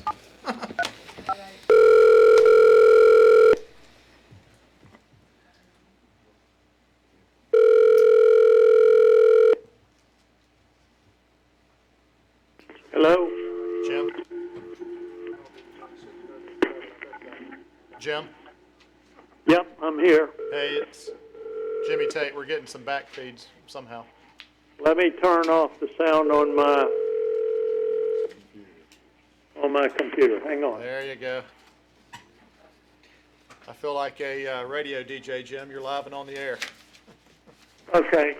I was watching, I had just clicked in on YouTube and I had my computer on, but I'm on the phone only right now. Can you hear me okay? Yes, sir. Loud and clear. Thank you.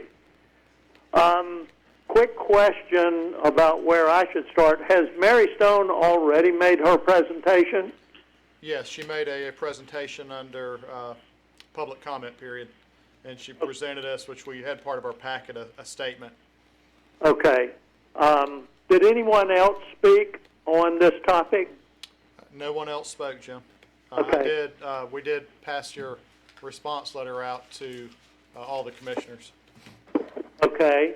So her presentation was basically what she had submitted to the county in advance. Correct. Okay. Do I need to read my memo that I submitted to the commissioners through Mike, or are you up to speed on that? Yeah, I think we're up to speed. I don't think we need to. I don't think you need to read that, Jim.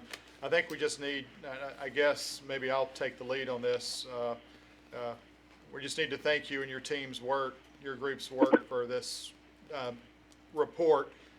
I don't think the commissioners have had a chance, since we're just basically receiving it tonight, to study it in detail. So there's probably no questions, but we're in hopes. I think we have a conference call this Friday morning that Derek and I are going to sit in on to ask some questions that your group had initiated. Right. And I guess do you have any other comments? Or are there any questions for Jim? No, Jim, this is Paul Higdon. Yeah. Truly appreciate your interest in this topic, and I've read your memo here. I absolutely appreciate what you're doing, man, and I'm a strong, I don't think we need any more wilderness, and I support you in your efforts, and you've got a lot of man hours in this, and from the bottom of my heart, thank you, man, for what you're doing. Well, you are most welcome. If I could make one quick, or maybe a couple of quick comments. Sure. I went back and looked at the resolution at the February meeting where you recommended that Mike Wilkins and I serve on this committee. And I want the commissioners to know Mike was the first one that I approached to be on the committee since he was newly retired from the Forest Service. He said he would prefer not to be in a public role serving on the committee, but he would answer any questions we had, advise us extensively, which he did. And we greatly, greatly appreciate that. He was at the first meeting that Mary Stone attended. She talked to him extensively and seemed to get along fine with him. So we owe our thanks to Mike, but he's not named in the committee since he was just one of the people we interviewed. And the only other question I have is if the committee reads the report and decides that they would like to take the recommendations to the Forest Service, and you want to put it in the form of a resolution, I will be happy to work with Mike or whoever to write that resolution, or if you just want to pass a resolution that references the report and recommends that the recommendations in the report be considered by the Forest Service. We could do it that way, but that's really all I have. I'm offering that additional help if you need it and if you accept the report as it was submitted. Jim, when is the deadline for public comment? June the 29th. Thank you. Yes, sir. Jim, thank you. This is Jim Tate again. Thank you for your efforts and again, your team. In answer to your question, I don't think we've decided quite what we're going to do. This is the first time we've received it, and I'm sure we're going to be discussing it some amongst ourselves before our June meeting, because we're going to obviously have to take some action at that point.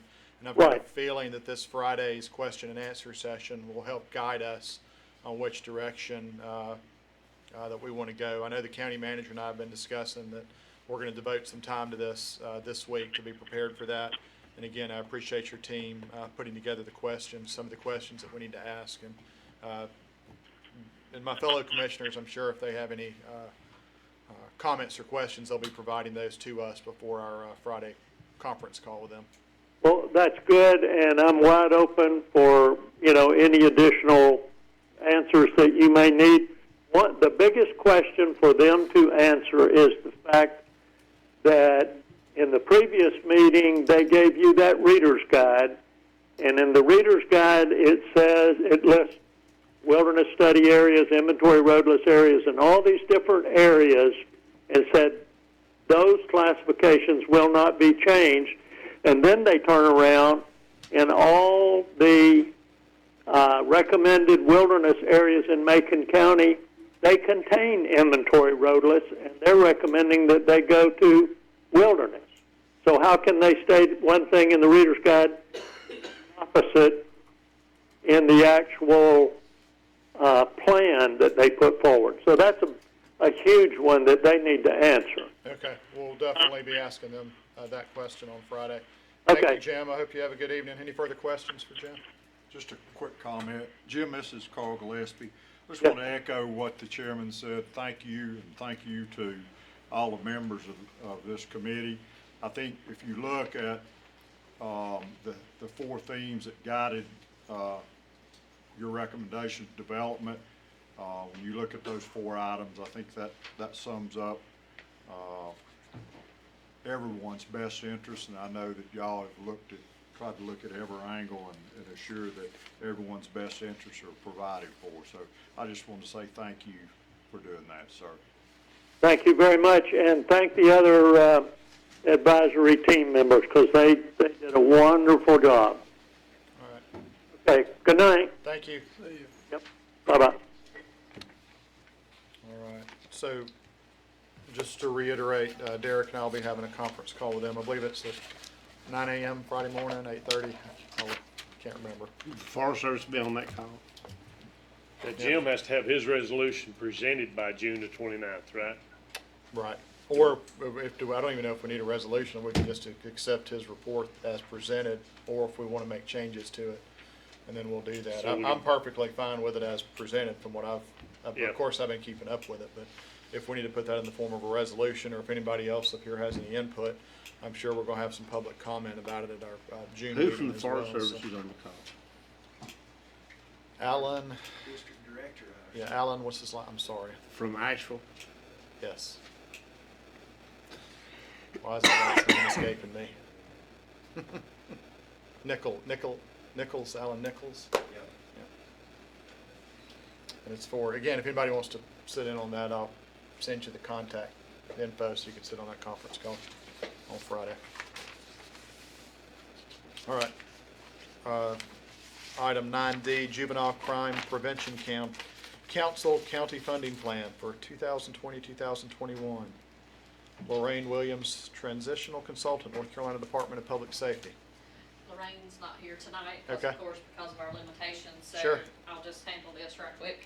Thank you, Lori. Uh-huh. Job duty number 1743. So there's actually, she included 3 items in your agenda packet, but my recommendation, I'll just talk about the first one that I think we need to defer, and I talked to her on the phone the other day and told her why.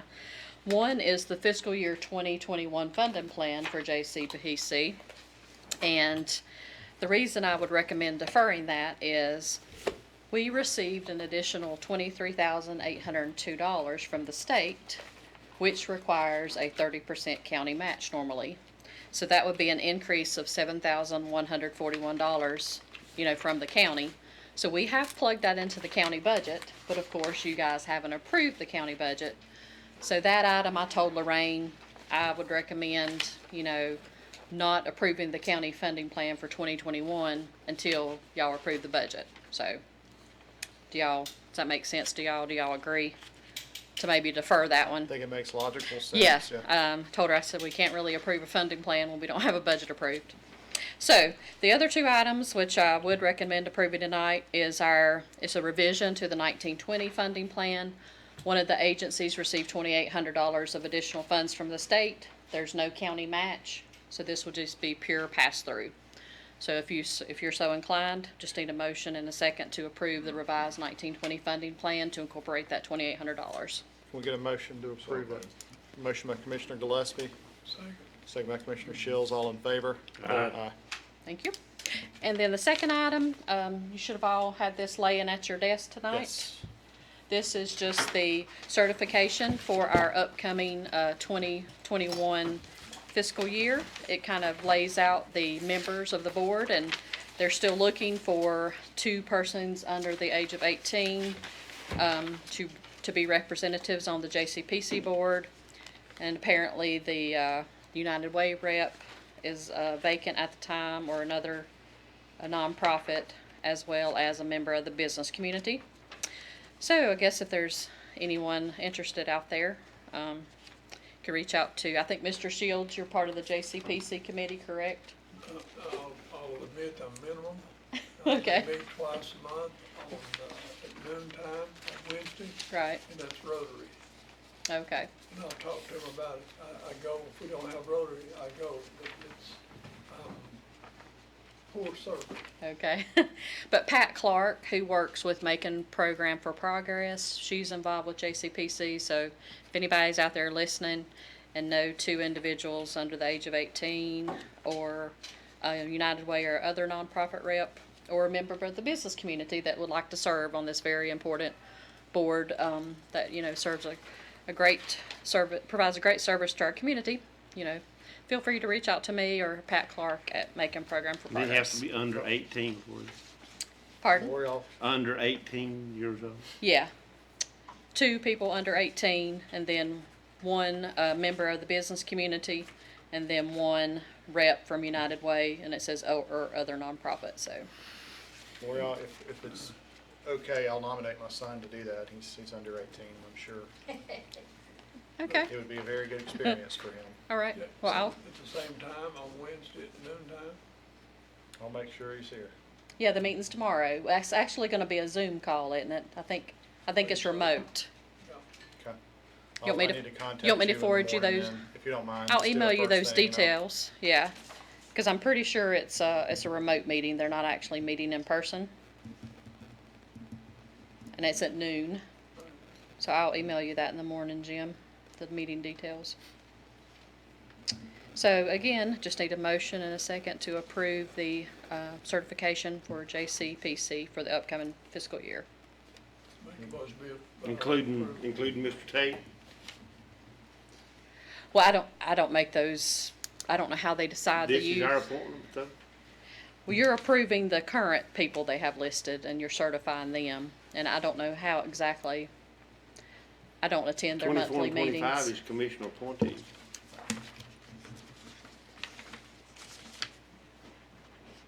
Yeah, those are blank. They didn't mention those on page 1.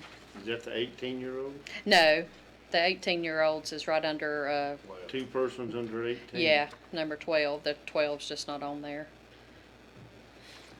But yeah, like Lindsay Gentry that works, as the court counselor, you know, people like that definitely have more knowledge of it than, I just know the financial side. All right, thank you, Lori. So- We need a motion. Motion by Yeah, a Commissioner motion and a Shields, second to approve that. second by Commissioner Gillespie, all in favor? Now, does this include our recommendation of Mr. Tate? Mr. Tate's son? If you want it to, yeah. Like I said, I'll pass it along You to. change your motion, Mr. Shields? To include Mr. Tate's son? I don't know if he's asking. He'll do it. It don't matter. That's fine. That'll be one of those thanks, Dan. It'd be thanks, Dan. I don't, we hung on him there. What is his name, Jim? Let me jot it down. James Ethan Tate. James Ethan Tate. Okay, thanks. He's good looking like his mama. Don't say Gary M. Shields. I'll share that with Pat Clark and Lindsay Just put Gentry beside tomorrow of as it, well. good looking like mother. Thank y'all. Fair like his mom. Did y'all What was I gotta Yes, go to we the did. bathroom? All right. You leaving? No, just, I'm gonna use this bathroom. I don't have to go home. Oh, I thought you was going to Birmingham. Why is it so warm in here? I don't know. Lori turned this one to air conditioning. It's still It's all going the heat. way cold. Yeah, I don't know what else to do to it. He's used to We're it. trying to burn y'all out. It's warm in Huh? here, though, that's for sure. Mr. Manager, is there someone here for That's- maintenance that can? Didn't know how Is there- to is there a figure heater out on front. next door? or It's what's- all the way down.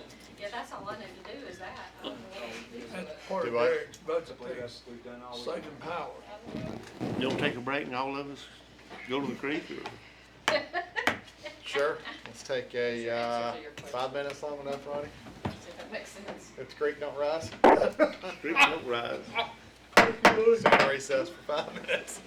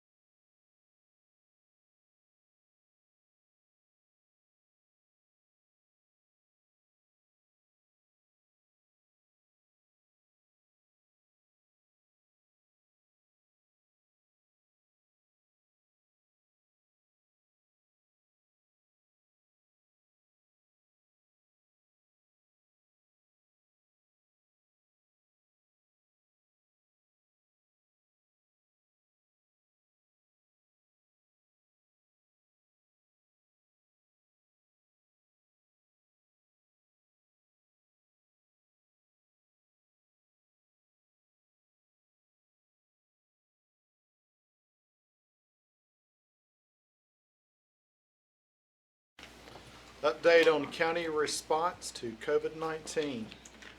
Kathy McGuire, Public Health Director. Welcome, Kathy. Thank you for being here.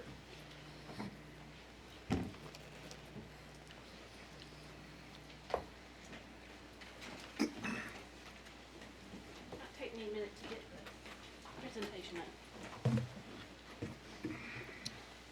Mr. Chairman, while she's getting set up, just want to mention that I've had several texts.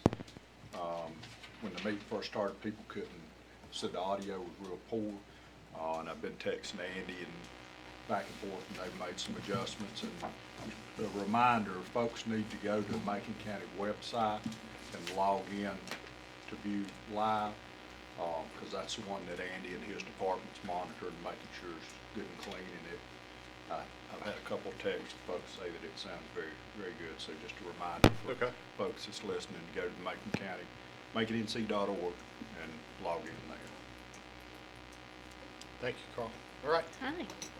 So I appreciate you having us here tonight. We're going to give you an update about the COVID-19 outbreak, and I'm going to show you some data that we have currently for Macon County.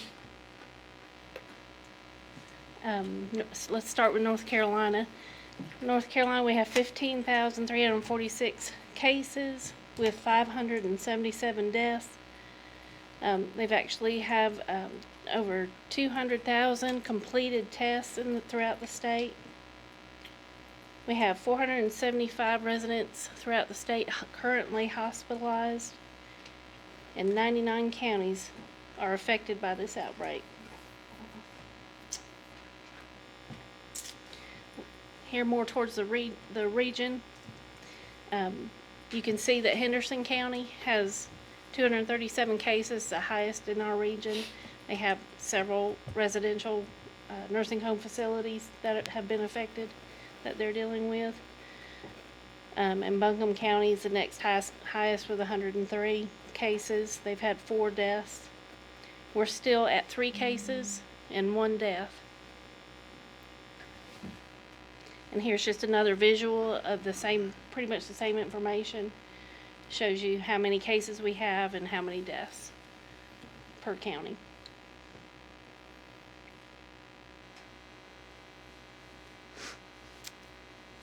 Right now we have 5 persons under investigation as of today. We're following. We have what does one. That mean? So when someone is considered needed to be tested, and they get tested, they're considered a person that's under investigation. They're not. We don't know if they're negative The or results positive. are not negative. You're right. It's pending. We have 2 returned travelers that were quarantined at one time. They're now out of quarantine. We have the one positive that was tested out of the county, and that person has unfortunately passed away. And then we have 2 other positive Macon County residents.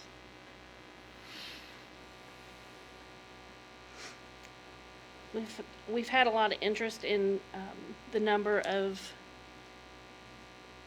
tests that we are conducting, as well as the number of tests that we have been conducted in the entire county.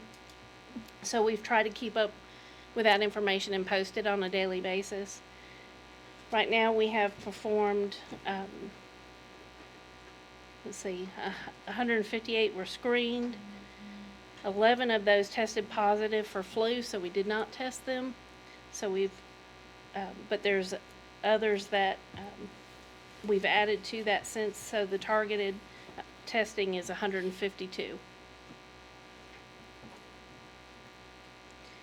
You can see at the bottom table that out of the 355 tests that have been done for the county, we've conducted at the health department 152. Some of them have been conducted at other area hospitals, including the 2 hospitals in our county. And then some local providers are conducting testing with patients on a limited basis, and other health departments are doing testing. Are you still under the rules that you have to be showing symptoms to get a test? We are being a little bit more liberal with the patients that we're seeing at the health department. We have some tests. We don't have an abundance amount of tests. Dr. Dewhurst is our medical director, and under his guidance, we are conducting testing. If he How many thinks it's tests you got? right now, we have about 50 tests at the health department. More ordered? Yes, we order some Every day? Yeah.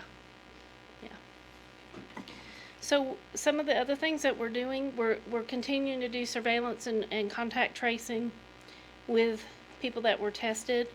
We have a call center that we've had up and going, and they've answered over 1,000 calls related to COVID-19. We continue to put out a tremendous amount of public information via our Facebook and press releases, and then everyone is sharing that information, so we're trying to get the information out as much as we can. We also have teams of an environmental health specialist and our nurses at the health department going out together and visiting businesses as we're reopening, and trying to answer any questions that they have about the requirements of the phases and their particular facility. If they have any questions about infection control practices and what needs to happen. They've been making businesses to high traffic businesses in the area, as well as businesses that service high risk individuals, elderly individuals, and people like myself. And right now we're in planning stages for some mass testing that the state is going to be pushing down and giving us the supplies to do. I have a few concerns about that.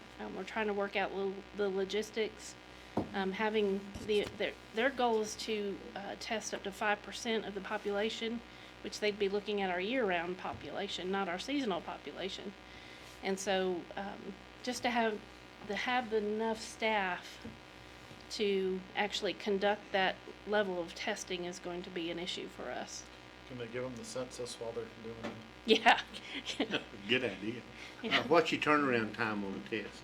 And we've been getting pretty fortunate. We've been getting them back in about 24, 48 hours. Oh, wonderful. Some take a few, maybe a day longer than that, but really 24, 48 hours we're We've been seeing the having results. discussions with Mission, and of course they don't use the quick test either. They are doing that in Bryson City, the antibodies, and they getting so many positive, negative, or whatever. Mm-hmm. So Mission does not do that. Their return is about the same as yours. Yeah, we haven't started to perform the antibody testing. We're still trying to be on the conservative side about making sure that we have valid tests.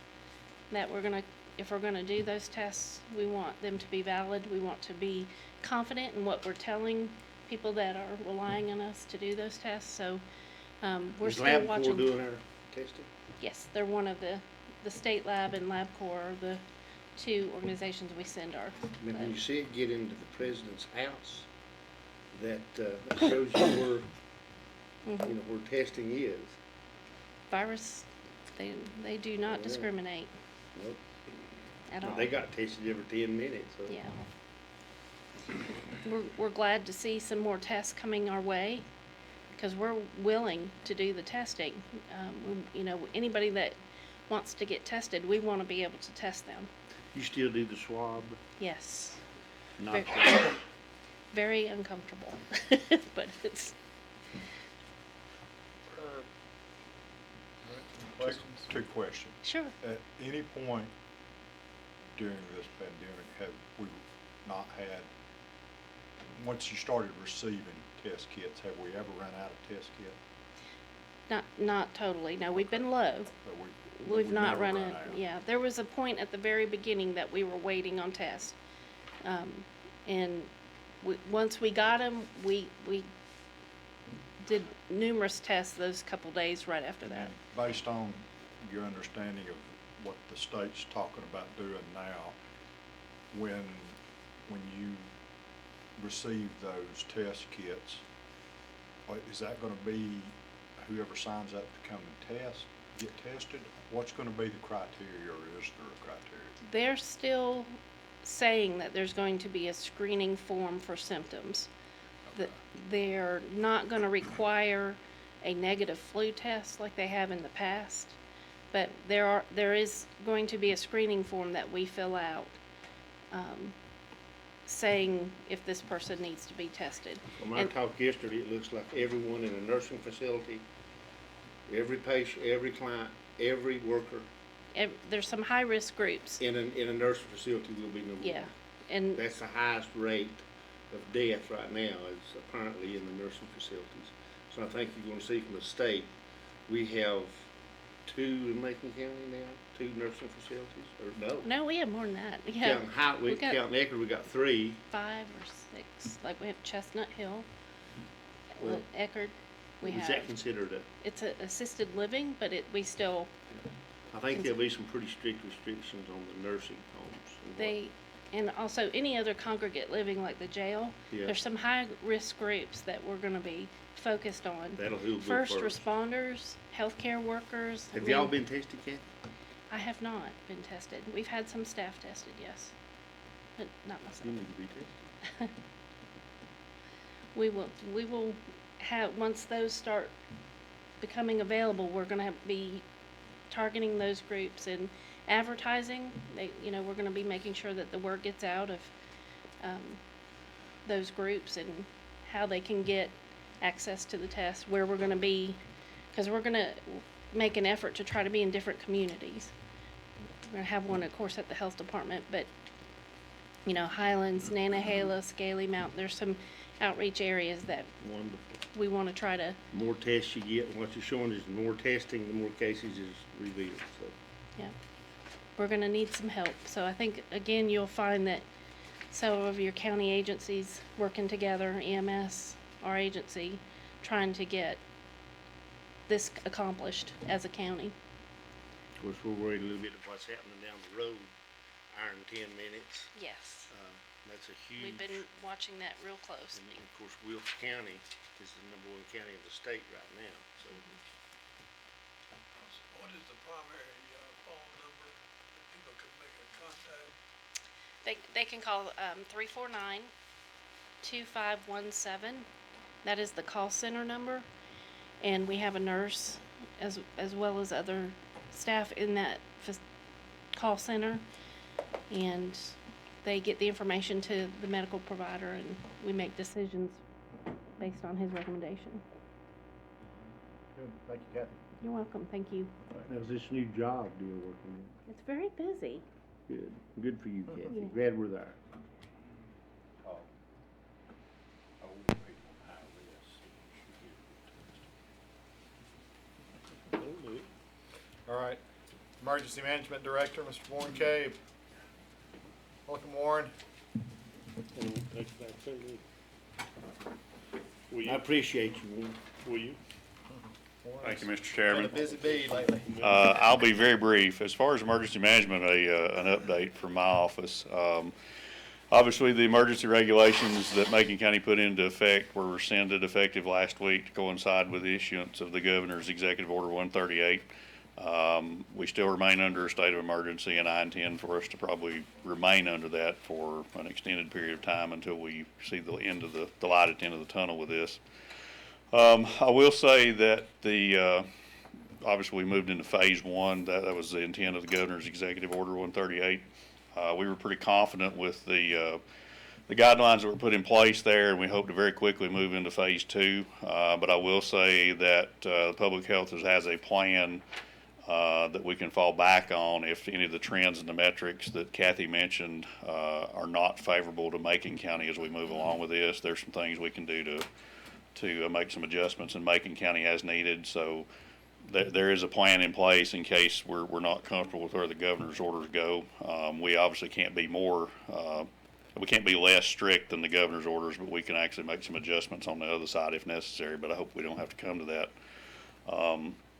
And essentially, we're looking forward to reopening. And one of the things I'd like to mention, our economic work group, Tommy Jenkins has been managing that through our EOC group. And they actually kicked off a branded web page last Friday that they made live. It's reopeningmacon.com. It has all the information on there for businesses, includes information from the Chambers of Commerce's and both municipalities, because there's some different things that happen in those municipalities to try and make it easy for people that are looking for help or instructions or guidance on how to get their businesses open back up and running. So. Thank you. We'll see you in a few minutes. I hope, just a few. All right, Sheriff Holland.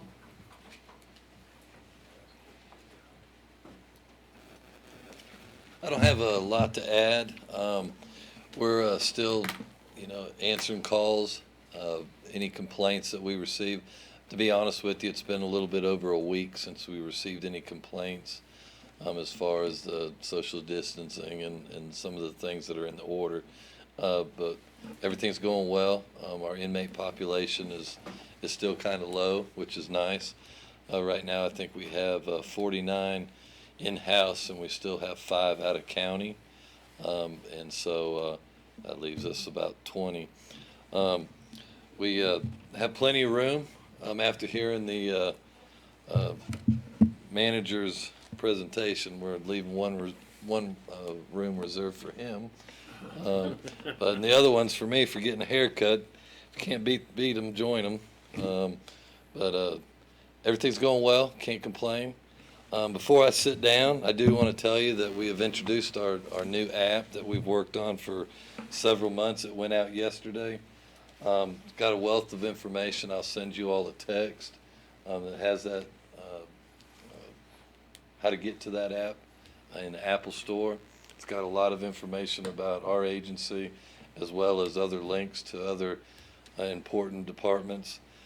We've been sharing a lot of the health department's stuff on the COVID-19 just about every day. There's even a place in here where they can go to a link to go to exactly what you were talking about earlier about getting to a live county commissioner meeting. So I hope you'll take the time. It's been a lot of work, a lot of information that we've got in this. And so we're really excited. We put it out yesterday for the public. But other than that, I don't have. Mr. Chairman, before the sheriff sits down,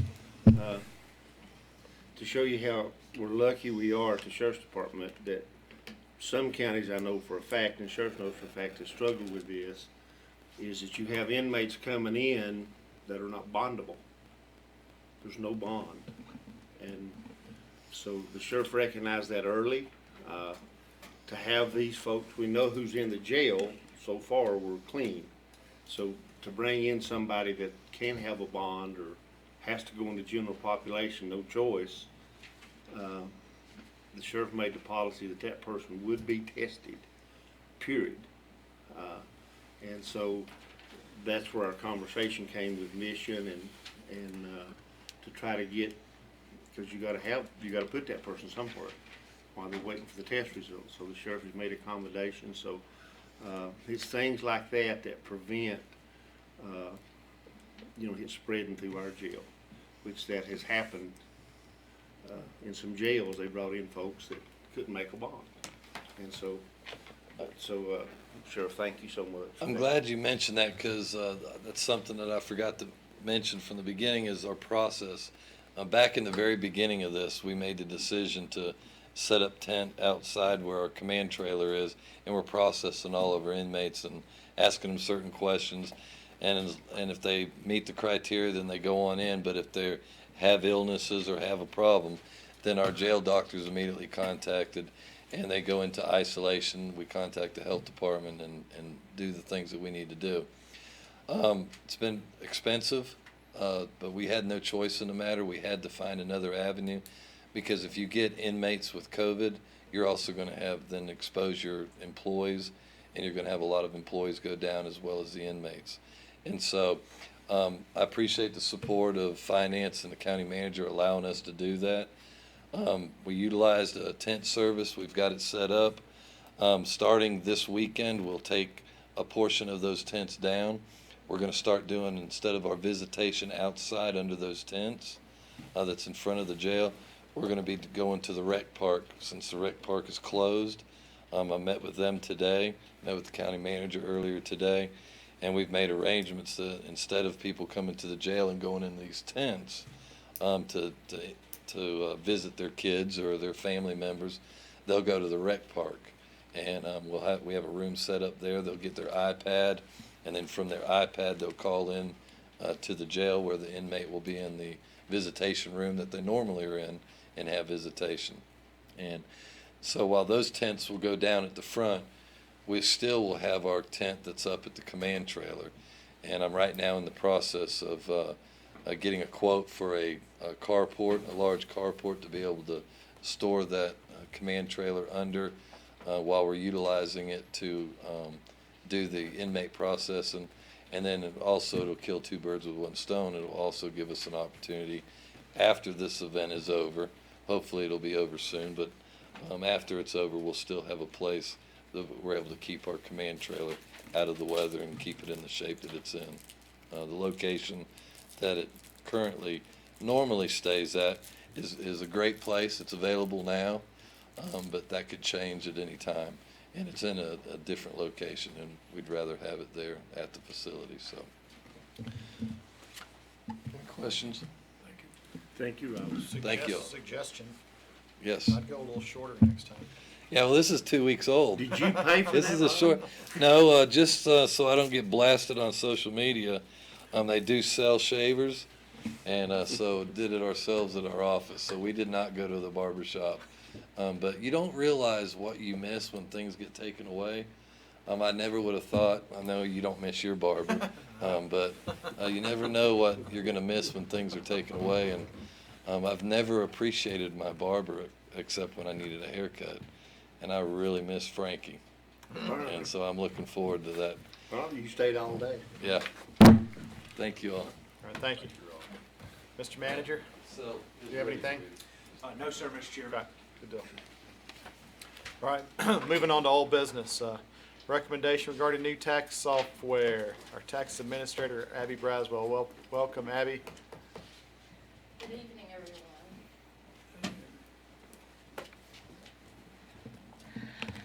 I would like to say thank you to everybody for giving me the opportunity to look at the new software.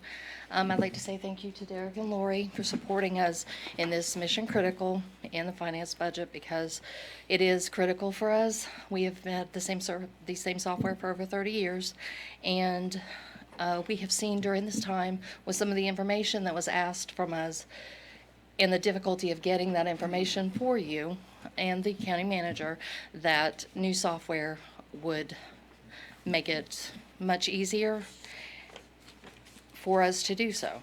So with that, I have 2 items tonight. I do have another item after the software, but I'd like to give you a report on the software selection committee, which the board did approve and appointed to review the proposal in response to the county's RFP, the state-of-the-art automated appointed to review computer-assisted mass appraisal solution with the tax office suite of software. And we ask that you consider the recommendation to replace our current software with the BITEC software. In February, during a budget work session, the commissioners approved the request for proposal for this system. And in February 12th, we did release that RFP. And the deadline for the receipt of this proposal was March 31st. We did receive 4 RFPs, and those vendors were BIS, BITEC, DevNet, and Tyler. The findings of the software selection committee were based on 6 criteria to evaluate each RFP in order to determine the best overall proposal, which have been submitted in response to the RFP. The 6 criteria were design and implementation, support, experience, references, price, and company history, stability, and financial resources. And that was in the RFP as the evaluation for this. So based on these 6 criteria, the selection committee unanimously concluded that BITEC had submitted the best overall proposal for Macon County in response to the RFP. I was going to try to keep this brief, but I would like to give you an overview of the notes that we took and why we chose BITEC in response to these 6 criteria. The design and implementation for BITEC was the best choice for us because it takes a year to implement, and you do not normally have to run 2 systems. You can go from one system to the another, and you won't have to have 2 costs for software. If anything, the most I heard from any of the recommendations were that it was 2 months at the most, that they had to be on the same, on 2 software systems. That was one of the main reasons. The other is that they incorporate your schedule of values, which we have. That's what's going to give billing from one system to another. Anytime you change, there's going to be a discrepancy. They have said they will incorporate our schedule of values. There will be no value differences. If there are, they make them work. I have spoke to several different counties. They have said this does work. They have done it, and they are good on their promises. That's very important to us, to make sure that we are giving the taxpayer the same value from one year to the next and not based on a software difference. The support system for BITEC is very personalized. There's no ticketing. You call, you talk to a person, you get a response. They put you within a 30-minute time frame. You have a response of what they're going to do, a plan, and they will get back to you. On other systems, that was not the case. You're a ticketed item. It can take days to weeks for that to get back to you. So the personalized service for this is very important for us.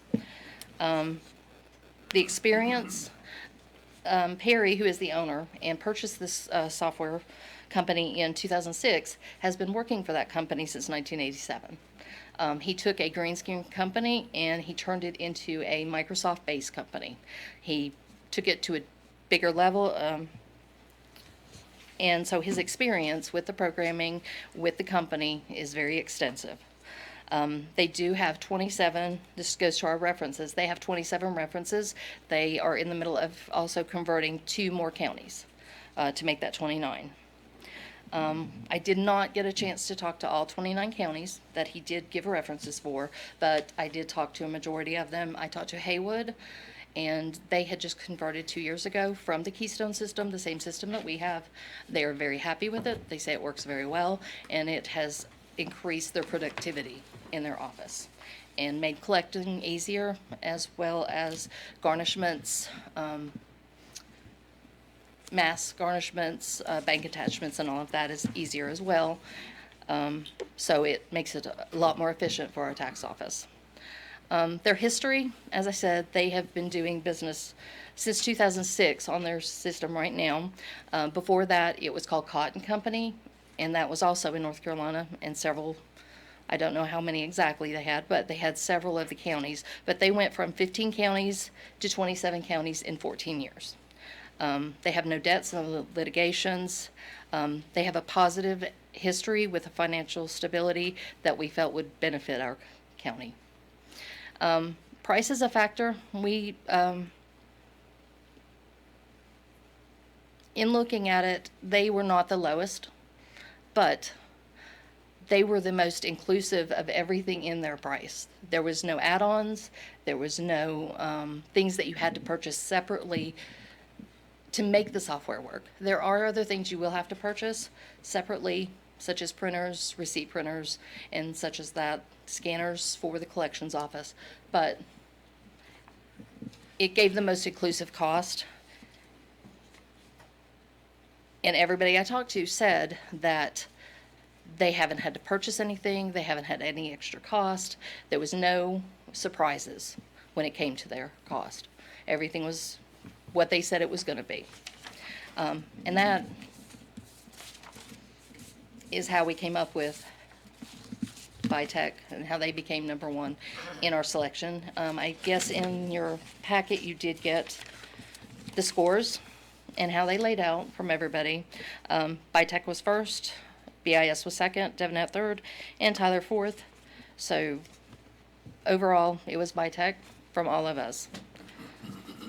So it is our recommendation of the board that you, the commissioners, now consider the Software Selection Committee's recommendation and make a determination to find that BITEC in fact submitted the best overall proposal for Macon County in response to the RFP based upon findings of the Software Selection Committee, which used the 6 criteria that was previously approved by the commissioners. And I would like to direct, if the commissioners so find, that we secure a contract proposal from BITEC consistent with the proposal and the RFP for consideration by the commissioners in the near future. Thank you for your consideration. Is that next year's budget? Or is it now? Do it either. Is it included in this year's budget? Both There of was them. Either money way, set it's gonna aside. be- Either way, it's gonna be from fund balance. 400,000 is budgeted in next year from fund balance, or you can do it this year. What's their schedule? Their schedule is, so the first year, you do not pay the full 327 in that year. From what I understand, you pay the service fee, which that's another plus on their part. I found out that we are going to be saving around $13,000 on the yearly support costs just for the software cost. It came in from last year. We paid $64,800, and their cost is $50,171. So that's a savings of $13,629. Does this have a licensing program that goes with it? There is a licensing program. Andy said until we get into the software and because it's all based on your number of parcels, that we'll have to see. But there is, like right now, we do have licensing cost. He said until he can see what the licensing for that is to the licensing what we have now, he said they normally are comparable. But we will have to wait and see until we get the contract to see what the actual contract says. And that's what we're kind of asking you to do today, is approve us getting a contract secured from BITEC so that we can get deeper into the cost of what that's going to be for licensing. So you're not asking for no money now? We are asking for the contract to be secured so that we can get that part of it rolling. But you just said that, maybe I'm confused, part of it is due this year? We'll go. Or is it all due now? No. But you'd want to set, Sorry. If you get a contract, I guess you would bring it back to the board? Yes. For their approval? Yes. Would that, you think that would be at their June 9th meeting, or would it be into July? I would hope it would be by June, because the way software works, there's a schedule of when you implement projects, and your collections is your first project. So because we're going into when our bills go out in July, they start right after that. And according to Perry and BITEC, when I talk to them, your cost doesn't come until later, that you pay your initial fee, but I don't have a contract, so I can't see that until we have a contract. But you pay your initial fee, your support fee, which is the $51,171, that you pay that at the beginning, and then as the work is done, you are billed. But without a contract, I don't know what their specifics, that has not been determined. so you have to send the 51 grand in with the contract? No. Any money Mr. in the Chairman, contract? this is Mr. I wanted to say that if the board is inclined to agree with the software selection committee's evaluation tonight, that it would be necessary to proceed with a finding by the board that the software selection committee's recommendation that BITEC in fact submitted the best overall proposal for Macon County in response to the RFP be found by the Board of Commissioners this evening. That would in turn enable Abby to go to BITEC and say, we need your contract now, so that the commissioners can take a look at it and we can take a look at it and make sure that it conforms to the RFP and also to the proposal that was actually presented to the committee. thank you, Chester. So it sounds like no money right now. It's just you're agreeing with the committee's recommendation that Vitech's the best overall proposal. And then Abby can get with them Is to that- initiate Do a you need a motion contract, for that, or just a which consensus? would be brought back to y'all, it sounds I like. think we need a motion to accept the, Mr. Chairman, The based committee's- on Abby's excellent presentation and the thoroughness in which she and her group has gone through, and the fact that I just can't imagine that you're using 30-year-old software, but have been saying that for 3.5 years, I'd be delighted to make that motion. all right, we have a motion by Commissioner Gillespie, second by Commissioner Bill. Any further questions? All in Thank you for favor, your work, signify by saying aye. Thank you. Aye. Thank you. I Yeah, Mr. appreciate Kay, I it. think you're next on the list. So, thank you. Go ahead, Chester. Mr. Chairman, Abby, I think, does want to try to get them to provide a contract more quickly than the June meeting. And so, if at all possible, if the board were to recess its meeting this evening for the purpose of discussing the budget, Abby might possibly have something to bring back to the board at a recess meeting. Okay. Thank you, Chester. I appreciate that. Thank you. Settlement and refunds of 2 cases stemming from the Property Tax Commission. Yes, we had 2 cases that have been settled. This will require a refund. One of the refunds is for $94.54. The second one is $82.50. With your approval of this refund, these cases will be settled and closed. We'll get a motion. So moved, Mr. Chairman. Motion by Commissioner Bill, second by Commissioner Shields. All in favor? Aye. Aye. Thank you, gentlemen. Mr. Chairman, one item I want to bring before the board in regards to Abby.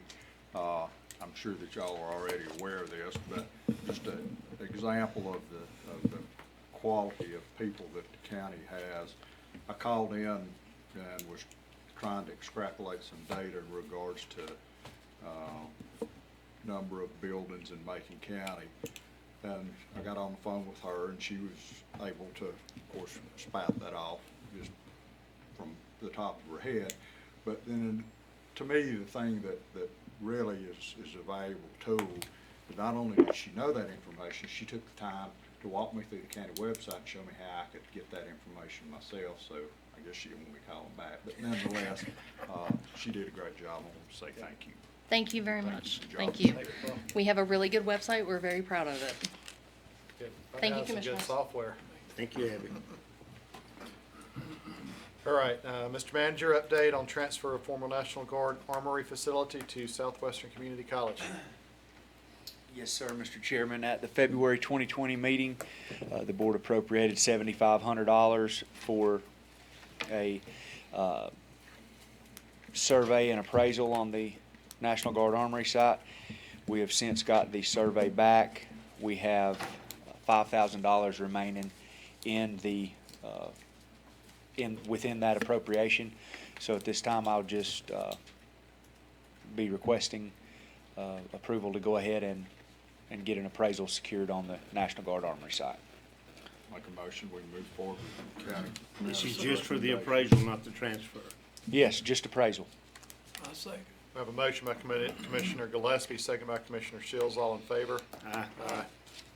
Now, what will be the next move in that? You said you're gonna do appraisal, And then SEC will get an appraisal.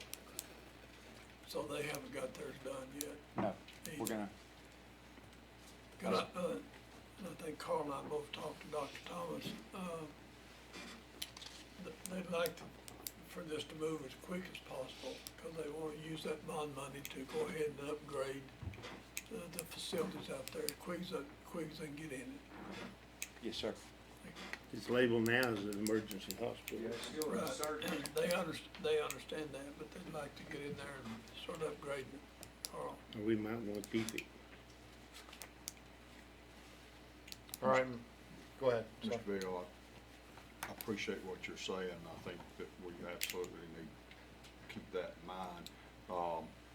And I don't know I can't remember exact mechanics of it, but once and Derek probably does, but once the appraisals are done, then the Southwestern Board, I think, has to accept our offer of the property, then they have to send it to the state, and they have to accept it. So, I know we just got through blackberry winter, but it'll probably be frosting again before we get there. All right. Moving on to new business, item 11A, Unmet Needs Committee update. Emergency Management Director, Mr. Warren Kay. Welcome back, Warren. Thank you, Mr. Chairman. Very quickly, one of the things that we need to remember is we did have a severe storm that went through Macon County on Easter weekend, and there were some damages that occurred here. And a lot of those damages, we weren't able to qualify for public assistance, which is your normal FEMA funds or your federal funds everybody assumes that you're going to get when you have a disaster. In order to qualify for those, you got to have at least 25 structures that have 40% uninsured losses, and we didn't have anywhere close to that amount. We've had probably somewhere in the neighborhood of $500,000 worth of damages to structures and driveways, and depending on how you repair stuff, somewhere in that neighborhood. But one of the things that we did with the COVID crisis and through our EOC group, typically you stand up an unmet needs committee to deal with issues that fall through the cracks that don't happen with your normal recovery programs. So we actually had that unmet needs committee already established, and typically you establish those with the DSS chair or DSS director as the chair of that group, with representation from your other areas. In our case, we had representatives from both municipalities, our EDC director, and Tim Hogsett from CareDebt, from our local service provider, volunteer service provider, plus our cooperative extension agent. And one of the projects that I tasked them with was to look and see what issues were unmet with the storms. And we came up with a project to do some funding for some minor issues that have slipped through the cracks with a lot of people, whether it was structural damage or damage to driveways, people that were isolated, to see what we could do for those folks. Because typically your insurance coverages, if it's a flood, it may cover your damages if it's classified as a flood. But particularly the debris flow areas that we ended up with 15 total, but most of our damages were in basically 2 areas. Those typically are not covered by insurance. And then you have a lot of issues that we had a lot of homes that were isolated. We had culvert issues, a couple bridge issues. So fortunately, back in 2004, 5, and 6, we had developed a program. We had an application that was already in place that we did basically the same project back then. And we had some criteria established on how to deal with those situations that we had held on to. So in order to create that program or that project wasn't very difficult. And then usually the funding is the other difficult issue, and that actually wasn't such a big deal for us in this case either, because believe it or not, there's some Hurricane Ivan funding left over from 2005 and 6 that still sits in the books with Macon County. There's $34,153 and I think 65 cents left in there. And those monies were actually donated monies. Those monies, a lot of those monies came from, we got money back then from the Community Foundation of Western North Carolina. We had accounts set up at different financial institutions where groups would come in and put money in. And those monies were intended for flood victims and victims of Peaks Creek incident. And you're probably looking at us like, why were those monies not used for something? Why are they still sitting there? Well, you have to remember back then, this is off the top of my head, but somewhere over a period of a couple of years there, we booked about $10 million worth of monies that came into Macon County that were dispersed over a period of time. So if you look at that amount of money, the $34,000 that's left is not a huge amount. But a lot of those properties that we either bought out or elevated or we repaired, there was a 10-year lien on those properties. And what that did was that protected us. If those properties were sold within that 10-year period, there was a declining balance on the money that we put into those. We would recoup that money if they decided to repair the house and turn around and sell it the next year. We would recoup a portion of that money. So there was a process that we had to maintain for a period of about 10 years on all those properties before we could ever close that program out. and that program really didn't close until about 2017, I believe, was the last one I think we got off the books. So we maintained a little bit of money in there because we weren't perfect. We knew that somewhere there would be a project that would fall through the cracks somewhere. There was something that we might need a little bit of funding for somewhere. So that money sat there, and even in, I believe it was 2018, we actually came and asked for money for a project that we had talked about. We had the paperwork on, fell through the cracks somewhere. We utilized a little of that money for a structure that was damaged back in 2006 out of that. So there was a legitimate reason for us to hang on to that. But when we started looking at the event that we had, the processes that we could put in place very quickly, the way that we could run those through DSS, because they're typically accustomed to taking application and distributing benefits, which is normally how you set one of these processes up, and the fact that we had funds sitting there, we felt like it was pertinent for us to bring it to you to say, okay, we've got some folks that have some needs. We don't have a lot of money to put into it, but this money's here. And this is as close to the original intent as we could ask for to use it. So essentially tonight, I'd like for your permission to institute that application process with the priority and establish that process through our Unmet Needs Committee. And the priorities, there should be some documentation in your packet. We suggested that the total assistance per household not exceed $1,500. The priorities would be given to repairs to primary residences first, and then driveways or culverts or bridges to primary residents that were isolated second. And one of the things we did differently with the original program, we didn't include secondary homes in our original program back in '06, but we felt like in this case, because this was such an isolated event, even though we don't have a lot of money, we decided to put that in as the lower tier priorities if we had the money to get to those folks and fund the same projects. So essentially, I'd like to ask for your okay to establish that program and answer any questions you might have. Any questions or a motion? Make a motion be approved as presented. Second. All right, we have a motion by Commissioner Shields, second by Commissioner Bill. All in favor? Aye. And I will make note to the public, that program should kick off Friday. We'll have about a 2-week application period to move that along as quickly as government can, and then we'll try and get those dispersed. All right, stay right here about your grant. Changing files. I hate to add stuff to your agenda, but we were notified late last week of a grant opportunity from the North Carolina Healthcare Foundation, and obviously I listened to Derek's budget proposal, and I realized what kind of a budget crisis we're in as far as maintaining our capital expenditures. And you're going to start to see some funds flow from some of these organizations, particularly when it's related to COVID events. So they had asked for applications for equipment or PPE or anything that would benefit your frontline first responders, and we actually put together a list for Macon County EMS for some things that we knew that we couldn't buy out of our budget, and we weren't going to try and come up here and pull it out of a budget that's already in some pretty difficult situations. So what we want to do is ask them for 4 inventory control units. Right now we do our inventory, including our narcotics, by hand or off a shelf. We don't have an electronic inventory control method where somebody has to sign out narcotics, and we have double signatures and double locks, and it's hard sometimes to keep up with our inventories. So we wanted to ask those folks for a better system to maintain our inventory, a disinfectant solution system that we can spray down the back of our ambulances to disinfect the back of our ambulances with, and a couple of compensatory reserve monitors. And I'm not that smart. My folks had to educate me on what these were. These devices are the newest technology for critical care transports, particularly when it relates to children and respiratory problems. It takes your basic symptoms, your oxygen saturation, your stroke volumes, and your blood pressures, and develops a trend for you. And it's particularly important for children because children compensate very well. They don't show symptoms.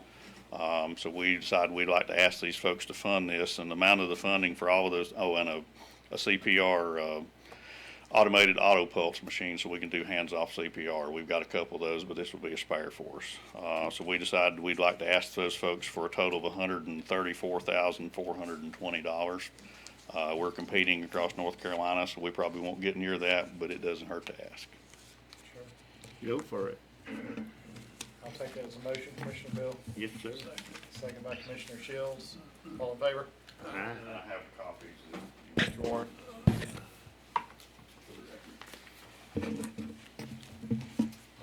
Item 11B, release of security deposit to CCJS regarding Bearpin Cove subdivision. I think my understanding is they couldn't get paved in time last year before the asphalt plants closed, so they put a deposit down so they could get to sell the property.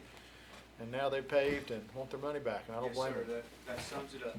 That's Chris Cook, right? Yep. So can we get a motion to release the Motion to release. $7,875? Exactly, Mr. Chairman.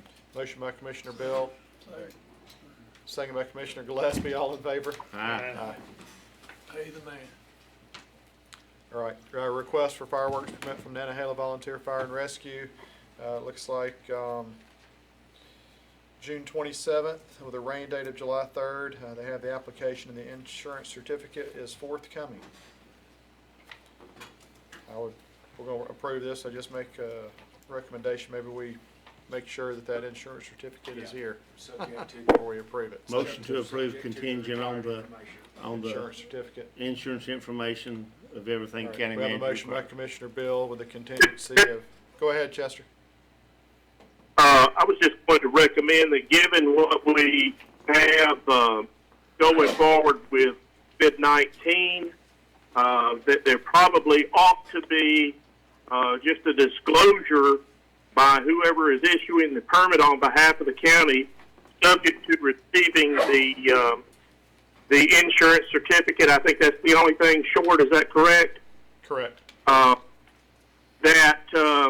they should consult any outstanding COVID-19 type regulations or the executive orders before they hold that event. In other words, the permit itself doesn't authorize the event to occur if there are executive orders or COVID-19 regulations that would prevent it.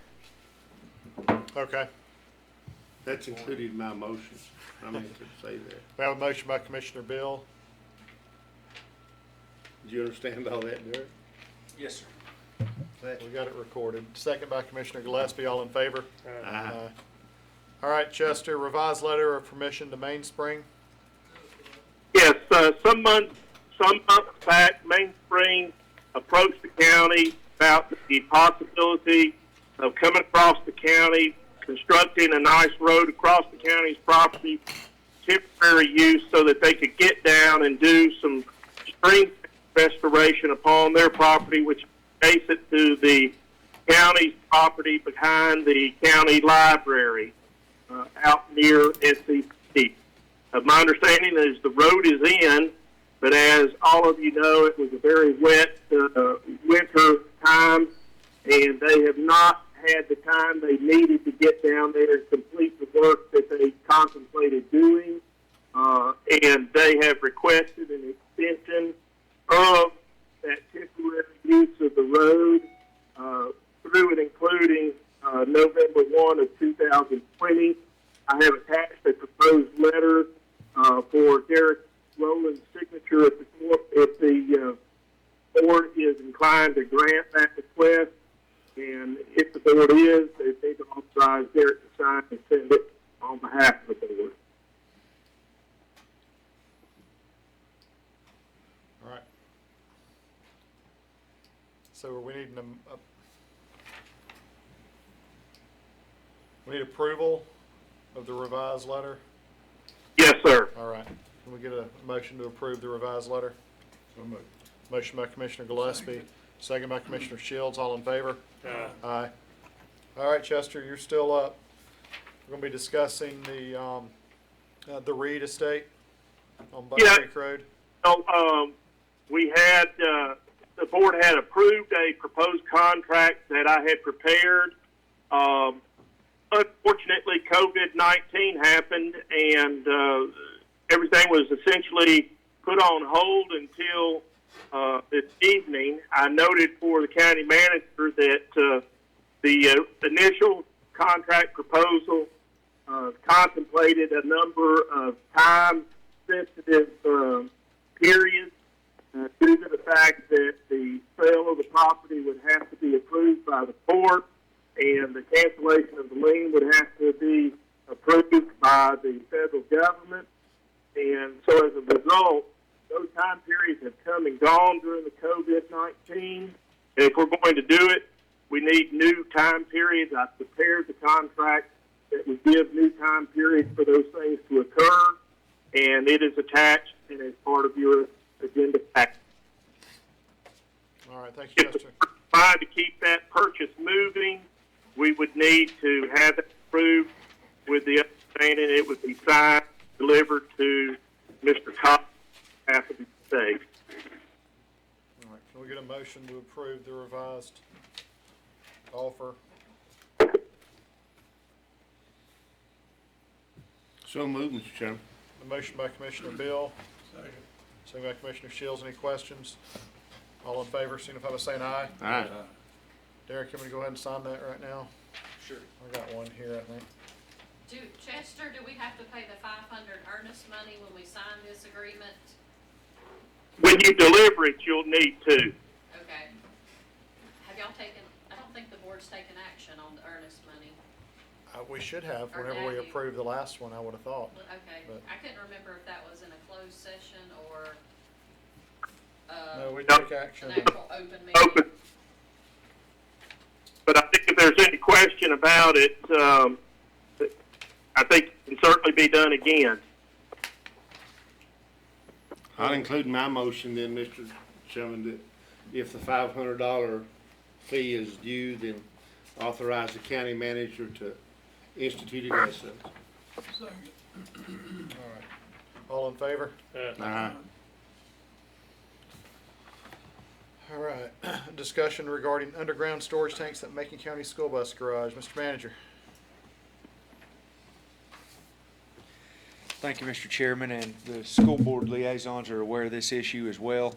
We received notification from the Department of Environment and Natural Resources, basically that the property we own, which is the Macon County School Garage, has been in violation for quite some time now with the underground fuel storage tanks. Dr. Baldwin mentioned it when he was in here the other day. I've had Jack Morgan looking into this. Jack is our Planning, Permitting, and Development Director, and he has made the recommendation to go with the group name is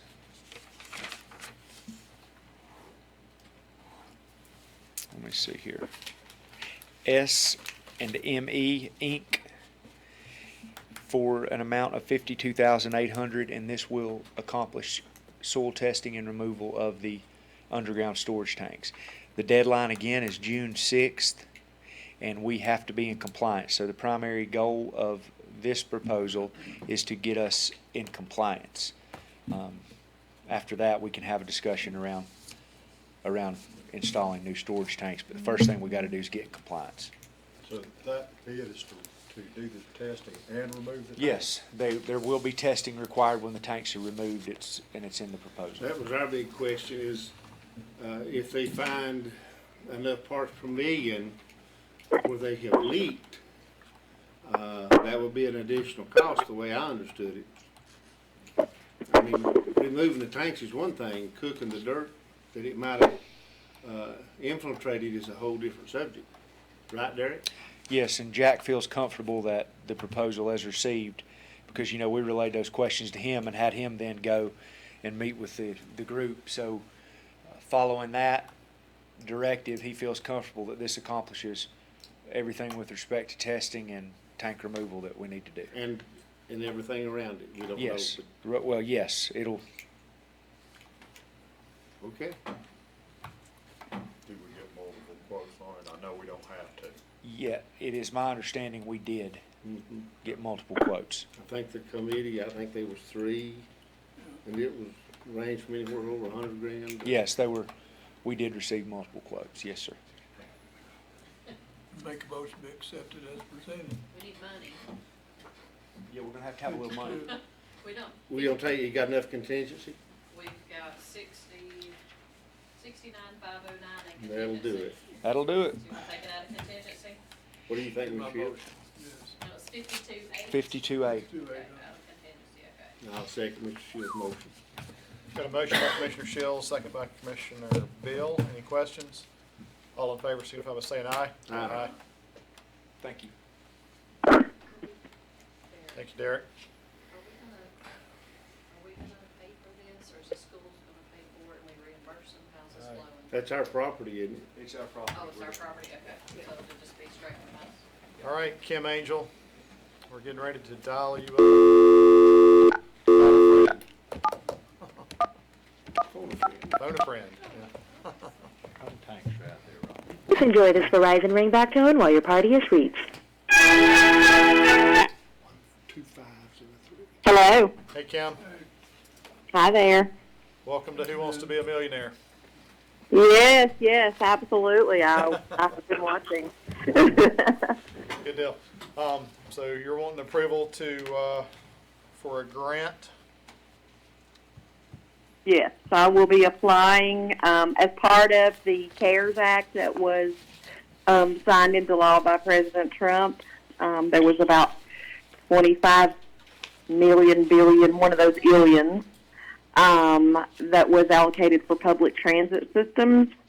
And this will be coming to NCDOT, just like the other federal grants that we get. And we will be applying through NCDOT for the grant. It's 100% funding, so there's no local match required. They're not requiring a resolution at this time or a public hearing since they're doing 100% on the funding. They're trying to get the money out as quick as possible. The application deadline is this Friday, and I think we'll see a pretty quick turnaround. Probably what will happen with this money is we can go back as early as January, but we didn't really start seeing effects until later in March on our service. So we'll start billing for this fiscal year, and then what is left we will bill continuing into next fiscal year, because the money in this particular round is from January 20th of 2020 through June of 2021. But we do understand there's some additional funding that will be available. They have not decided exactly how they're going to do that, if they're going to use it all toward operating expenses or some of it will go toward capital expenses, or exactly how that will be done. So maybe coming back with an additional, or they may do an amendment, but I can certainly keep you informed of how that will go. But again, it's 100%. It covers operating expenses, so, and I think that my memo was included in your budget packet, so it shows that we can bill driver and other operation salaries, fuel expenses, supplies, especially anything related to PPE or anything that we have purchased. We are currently looking at some additional things we can do inside the vehicles. Right now, I don't know if you're aware of this or not, but we've put shower curtains up in the vans as protective barriers to the drivers. So we'll be looking at more of a permanent solution for that, so we may use some of this funding for that. We have been providing some meal delivery in partnership with the Senior Center. We can either use that, or there appears to be some money coming through the AAA from the Southwestern Commission that we may be able to tap into as well. So we're hoping to be able to, we're not going to recover the revenue that we didn't get in this during this time, but I think we are going to at least be able to cover the expenses that we've incurred that are not covered by anything else. All right, thank you, Kim. Can we get a motion to approve the CARES Act grant? So moved. A motion by Commissioner Gillespie, Second. second by Commissioner Shields. All in favor? Aye. All right, let's skip item H, the scheduling budget work sessions. We'll come right back to it after we finish our business. Chester, I believe next on is the subordination agreement with Macon Citizens for the Handicapped. Yes, Making Citizens Ability Inc. Contacted me early this week indicating that they were in the process of getting a loan from Integra Bank or a line of credit from Integra Bank, and that they were going to need a subordination agreement to the conditions subsequent contained in their deed from the county. Basically, the county deeded this property to that organization several years ago, and it contains, that deed contains what we call a condition subsequent. It basically says the property has to be used to basically help provide for the needs of those that have needs for services, handicaps. That group has continuously done that since acquiring that property. They've done a tremendous job for the county. They approached the county in 2015 for a similar subordination agreement for the sum of for a credit line of $200,000, I believe it was. Basically, they need that line of credit because the payment for services that they perform is oftentimes comes in much later than when the services are performed, and of course they have expenses associated with providing those services. And so what they've done is they've taken that line of credit out for that purpose of basically covering the gap between the time the services are performed and the time they get paid for them. But the organization has grown, and they have more employees, they have more expenses, they're performing more services, and so they're increasing their credit line. They need to increase their credit line to $300,000. That is my understanding. So they're requesting another subordination for a line of credit up to that amount. Now, Mr. Josh Owens worked in the capacity of a board member or some sort of officer on behalf of Macon Citizens Abilities. He also happens to be a banker with Integra Bank, and he is available by telephone to more clearly present their request than I have just done. Do you have his number? I do. If you could call him, he'd be more than happy to clarify anything that I've said and indeed answer any questions you might have in connection with their request. The reason it's come up so quickly is they do anticipate trying to have a loan closing if possible this week. Mr. Chairman, this is not nothing unusual at that organization. Most of their funding comes through VIA, a lot of it, and their funding, of course, it's affected that too. But they, I think Carl is the liaison there. Yeah, what Chester said's dead on, what Ronnie says is absolutely correct. The issue that they had in this instance was that there was some beds that were open that kind of compounded the problem with not being paid in a timely fashion. So it's kind of a double whammy.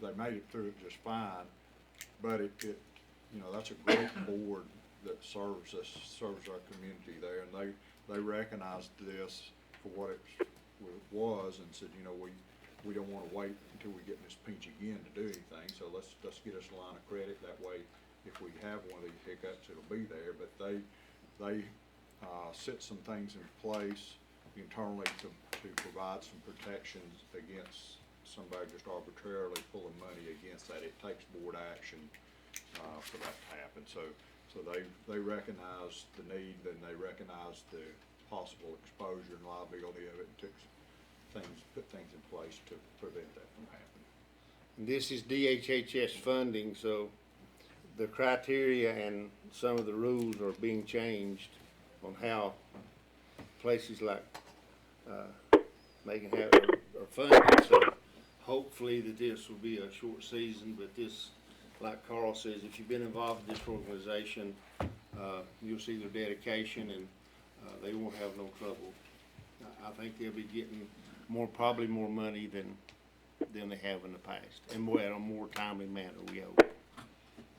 All right, so Mr. Gillespie, you want to make that form of a motion to approve the subordination agreement? Yes, sir. I'll second. Motion by Commissioner Gillespie, second by Commissioner Bill, all in favor? Aye. All right. Somebody ought to call Mr. Owens and let him know that that's been done.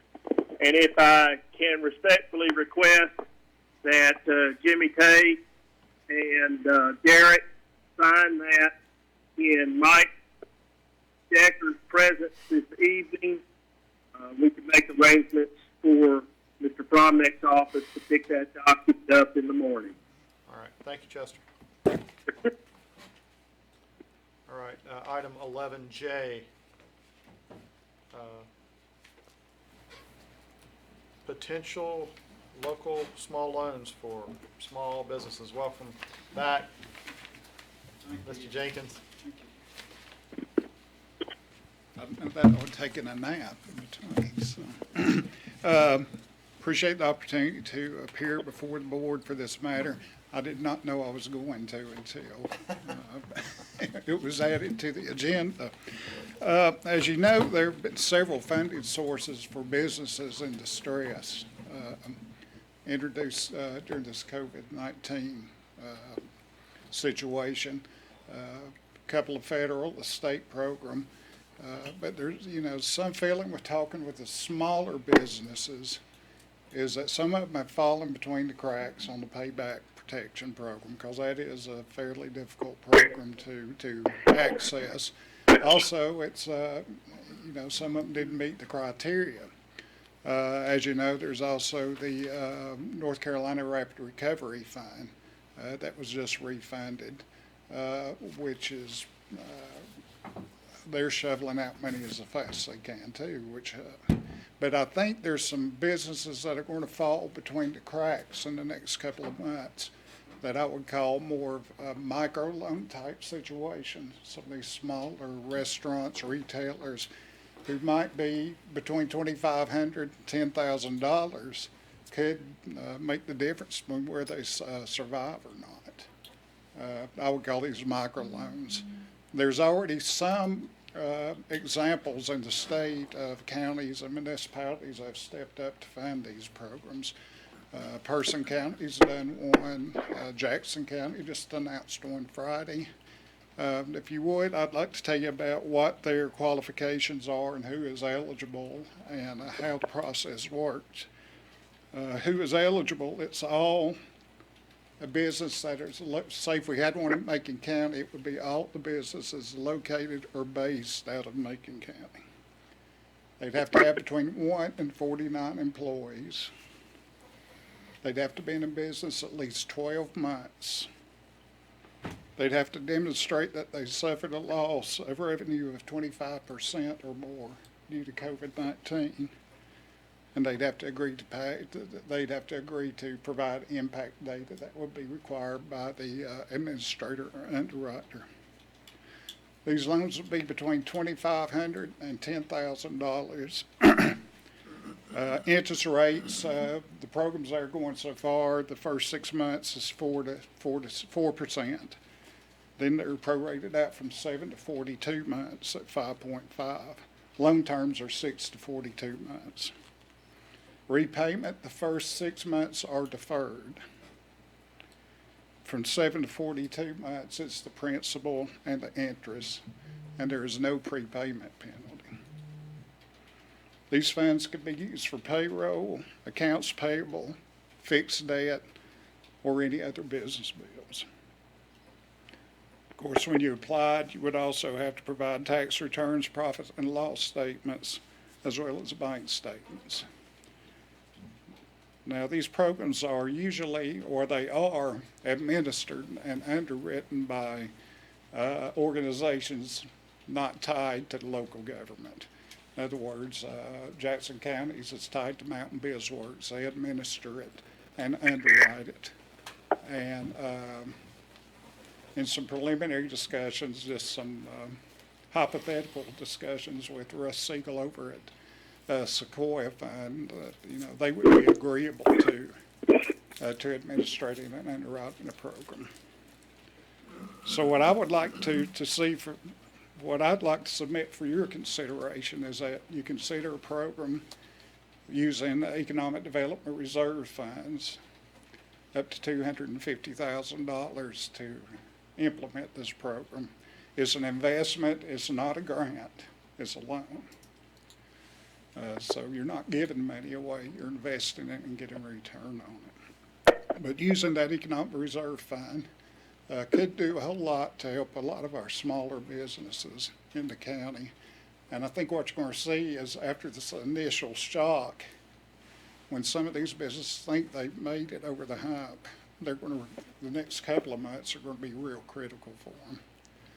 So, I'd like to submit that for your consideration and, your permission to go about setting up a program like that. Mr. Chairman, I will add that Mr. Jenkins and myself and the county manager have had several discussions with this, and I have had discussions with the Sequoia Fund and the folks in Jackson County. You hear the county manager kept saying about it raining. Well, it's pouring on these small businesses in our community. And, with the criteria set forth, this board cannot show favoritism to no business. With the rules that's put in place, and it's not a grant program. It is a loan. And if we never, we set this economic development fund up for economic development. If this is not economic development, there's never been economic development. This is to preserve what we got, we hope. And if a little bit of loan from this fund, it would not come out of fund balance. I think the balance in that fund is over $900,000. And we would keep the $250,000 until the applications run out. And, then we'd have to look at whatever, but it will run out. You will have applications from small businesses. And speaking with a lot of small business, if you don't just call the Chamber of Commerce, they can fill you in real quick. But only disagreement me and Tommy had, I wanted to put $350,000 in it. Tom wanted to put $250,000, because when you get these small businesses, and we all know of some of them that's hurting, but I would ask that this board consider giving Tommy permission to at least pursue, let Chester look at it, and see if there's not something here that we can. My question has always been, how do you define a small business? This can go from one employee, if it's a self-employed person, up to 49. 1 to 49, right, Tom? Right. So if that person's self-employed, he's eligible. If he has up to 49 employees. But the key is that it's based in Macon County. And there again, it would be administered either through the Sequoia Fund or through whichever one, Mountain BizWorks, whichever one would do it, and they would do it at a very reasonable. Matter of fact, the Southwest Commission just put all their loans through the Sequoia Fund to take it out of. I sat on that board to take it out of our hands. So I just think this is a way that we should at least pursue and give Tommy until our next meeting to pursue that, and give this board a chance to think about it and talk to some small businesses on what they think. And there again, it has to be a for-profit business. This is not for nonprofits. It's a for-profit business. And and they have to be in a business for a year in this county to be eligible to get the loan. And I just think that this would be an avenue to get some of these businesses. If you wait on the state, all these other things that's coming in, there's very few that we know that's received much help at all. And as they begin to reopen, they're really going to see, are they going to have 30% business? Are they going to have 50%? We don't know. But we do know that they're going to have some help. Some of these businesses are going to have some help. And small business is our lifeline, Mr. Chairman, in this county. And for sales tax revenues, we've shown that in the past. So, Mr. Chairman, with your permission, I don't think we need a motion, but is to give Tommy and authorize the county manager and Chester to bring us back a report. Number one, can we do these things that we just talked about? Can we get the money where we just talked about, not touch our general fund, still leaving quite a sum of money in the Economic Development Fund? And I just think it's worth pursuing, Mr. Chairman, to see if we can help our small businesses and Mr. their Chair, employees. could I add one thing? Sure. Okay. I text Scott Hamilton of Golden Leaf right before the meeting, ask him how their funds are running. They've got $170 million in requests now. So they are close to,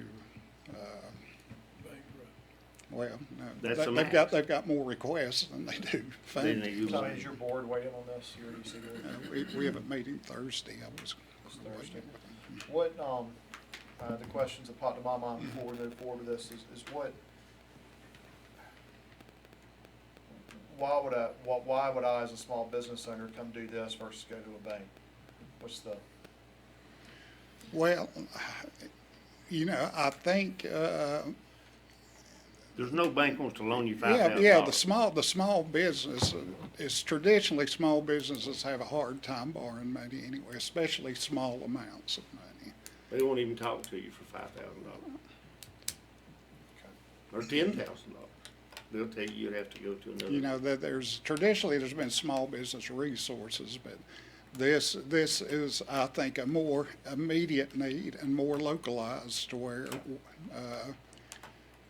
the Sequoia Foundation or whoever the administrator is understands the need and how it works in the community better. All right. Any questions before I weigh in on it? I just got a couple. The Jackson has done it, but we don't know what kind of response They just rolled theirs out Friday. Okay. And Person County's done it. Pardon? Person County. How So, is theirs? Have they had theirs long? theirs has been a very short time too. Okay. And then the third party group that, how much do they charge to? That's one thing I've got to. I mean, what's Jackson Due County paying? diligence. I'm not sure. I've not been able to. It's less than 1%, less than 1 point. Or that's what. Tommy, did Person County and Jackson County fund the loan source? Yes. Yes.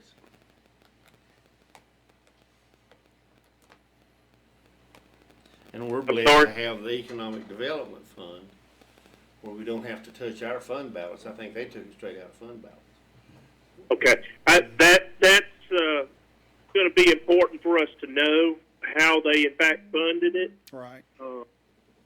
If we can get that information, that would be helpful. Okay. No, well, that's why I'm here to get permission to move forward on finding that out. Due diligence per se. I don't have any, personally, I'm not speaking for the board, I'm speaking for myself. I personally don't have any issues with researching this, Tommy, and looking into it. I don't, just my personal gut reaction says, I don't think it's in the best interest of our county to get in basically the banking business. And I can see a whole lot of issues arising from this, but you may address these quickly, the ones, and I'll be happy to share them with you, my questions, as you move forward. But, I mean, I don't have a problem with researching it and considering it, and if Chester and everybody else is happy with it, then I'll be happy with it as well. But I do have some questions that I'd like answered. I can't. Well, That's just would my want, gut telling me I just don't I like would being want the board to be totally. Well, we're not in the banking business. This Well, we're is about to be. no, so we're not. We're putting money up in a trust fund, if you will, and somebody else is going to administer banking. that. And they're going to read the applications. Our application will be online. They will prepare the application to the criteria set forth. And all we're doing is furnishing the funds to try to keep these businesses alive in our county so they can pay sales tax in the future. That's the goal. Along with that goal, how do you, if you loan, if it's a small business, goes out of business, how do you get a return back on? You won't. Now, there's a personal guarantee, but there's also a degree of risk in it. There's a risk in There's any a loan. degree of risk in any loan. But you gotta weigh, is it worth the risk of keeping our businesses open? And is this gonna help them? And that's one of the things we'd like to see Tommy find out. Yeah. Tommy, I will email you. Go ahead. I was just gonna say I'll email you my list of questions and my concerns on that. Okay. So, Mr. Bill brought up valid point Shields did. On a 2,000, and I'm just picking 2,000. Right. On a $2,000 loan, what am I, and you will loan that to me, what am I putting up for collateral? You're just a personal guarantee. They're personal guaranteed loans. Okay, If you had to get into security agreements and everything, you would eat up $2,000 before you get out the gate. That's exactly right. Okay. So I sign a personal guarantee and I don't make the first payment. So what are you gonna do about it?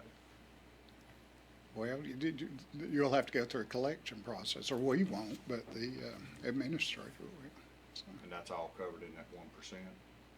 But I don't know, we'd have to find out the We'll have to find details, it. but you hopefully that, you know, with small amounts of money, that's why you want to keep it a small amount of money, and, that, are you guaranteed you're gonna get paid back? No, that ain't, and if it's not paid back, what you wanna try to guarantee, what you gotta remember is trying to keep these small businesses viable.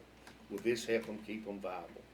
That's the point. The $2,000 will pay back in sales tax on any of these small businesses in a short period of time, if you can stay, keep them open. If this will help them keep them open. Now, is there a risk anytime you do a loan? Sure.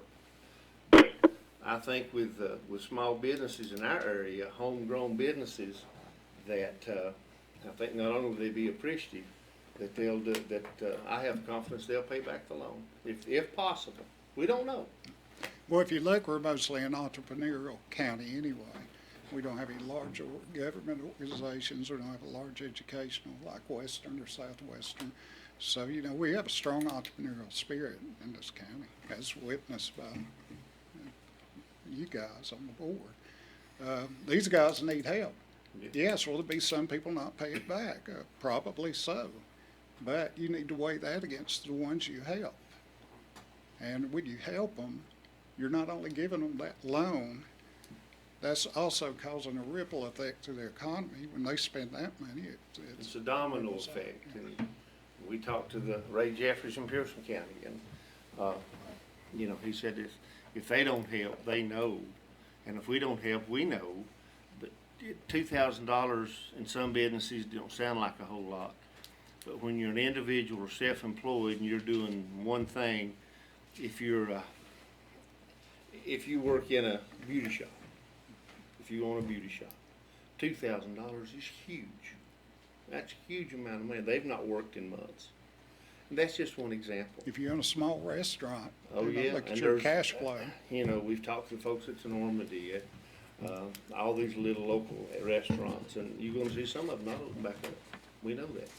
But the ones that's gonna try to hang on, I think this is a chance for this county to do, we've always tried to do what's right by our folks and our businesses. And this is a time in uncharted ground. And you hear the budget message from the manager. So if we can't help this time with economic development, then we probably don't need economic development. This thing we could do, petition the governor and let them go back to work. They're not looking for a handout. They want to go back to work. Well, that's above my pay grade. So. Yeah, that's not up to us. Our job, Paul, is to try to help our folks that we've been elected by. Yeah, I guess kind of same point Jimmy made, is it's being in the banking business versus being in the grant business. Well, let's make it a grant. Well, I don't think I don't believe Chester or the county I attorney don't think will Chester approve goes for that. You can't do grants. The county's not getting into banking business. They're supplying the funds, the Sequoia Fund, Mountain BizWorks, the administrator.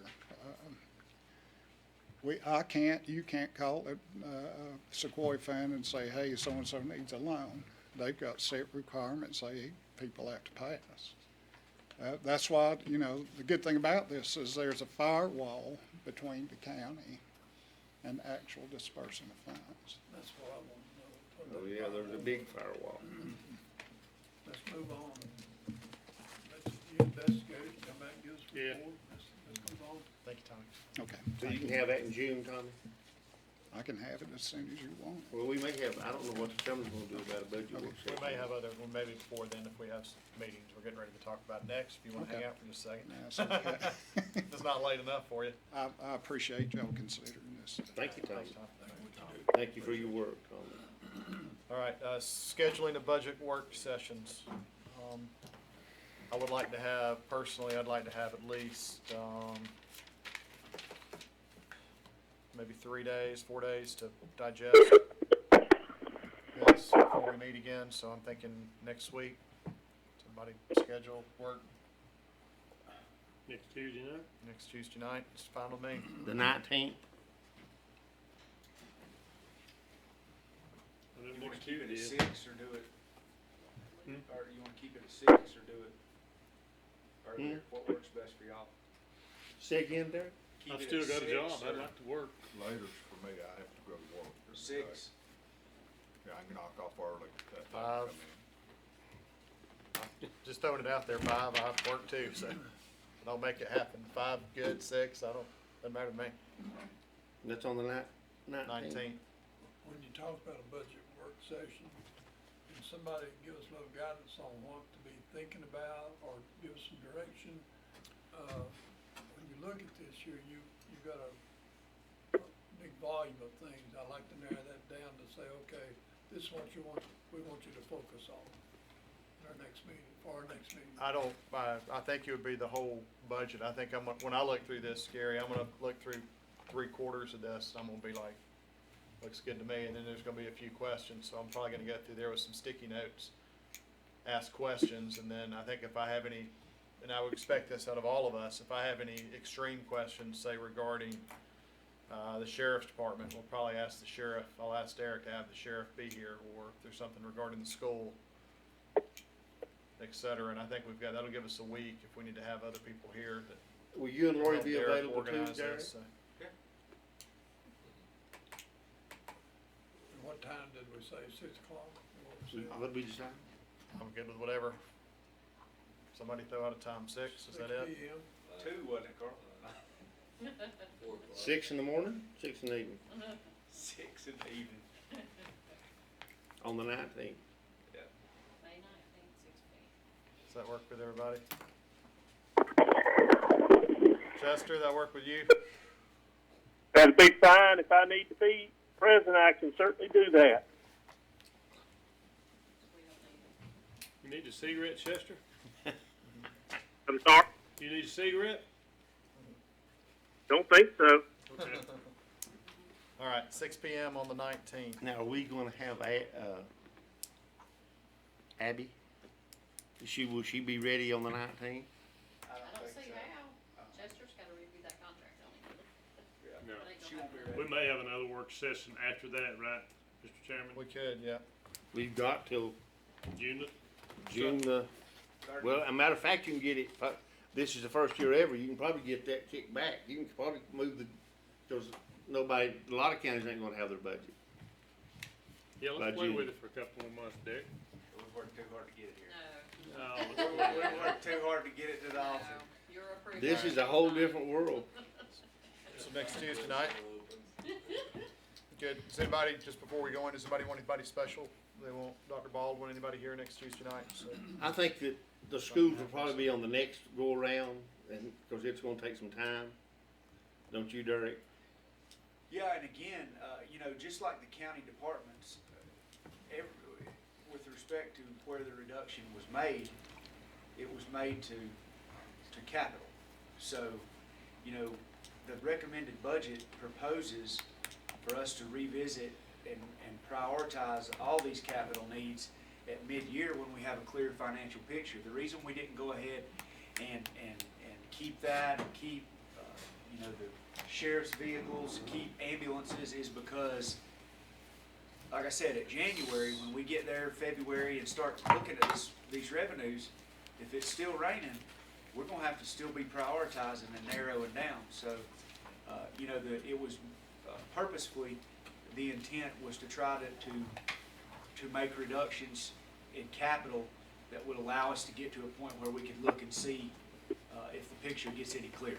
But realistically, you're not gonna have the revenue there in February, even if the sky breaks off blue Well, the 15th yes, of we can- December, because you're gonna lose some revenue from July 1st up to that point. Right. So you're either gonna have to dip into fund balance or something, because you're not gonna have the revenue to support those capital projects. Right, all we can do, best case scenario, is say that our tax collection rate stays where it is, on the TR1 form. Say when we look at those sales tax, that instead of, a decrease of the cumulative 30%, which has been projected, that decrease is 17%. We can amend the budget Pick to up that. reflect that revenue Yeah. and fund those that way.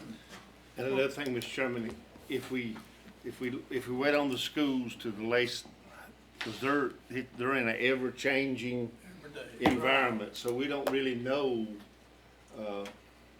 what they may need. We don't know, they're getting conflicting reports from the Board of Education, and Chris was here the other day, and he said, the longer we wait, we may have to adjust our budget, we don't know, up or down. They don't know, so maybe by then we'll have a little more handle on, because that's what, 25% of our budget? The schools. Yeah, Yeah. Speaking of that, 20%. 19 or Representative Corbin called me last night and would like to meet with a couple of us coming up next week, as well as a couple school board members, and discuss that. You gonna bring that $11 million check, did he say?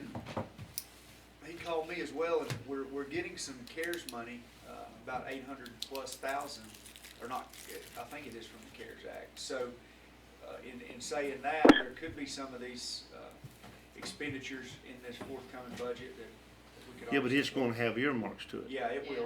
It's It'll got be- strings to it, and now they don't know how much the county's gonna get. Well, see, I know he's in Raleigh next week, so why don't I try and schedule a meeting with him and somebody, and a couple school board members for next Friday, maybe 4 o'clock, right before this one.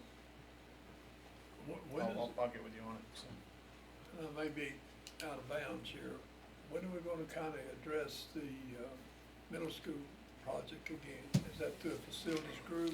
I think right now, we've got the revenue, projections back. Lori had to send to our financial advisors the new, our revenue projections for fiscal year '21.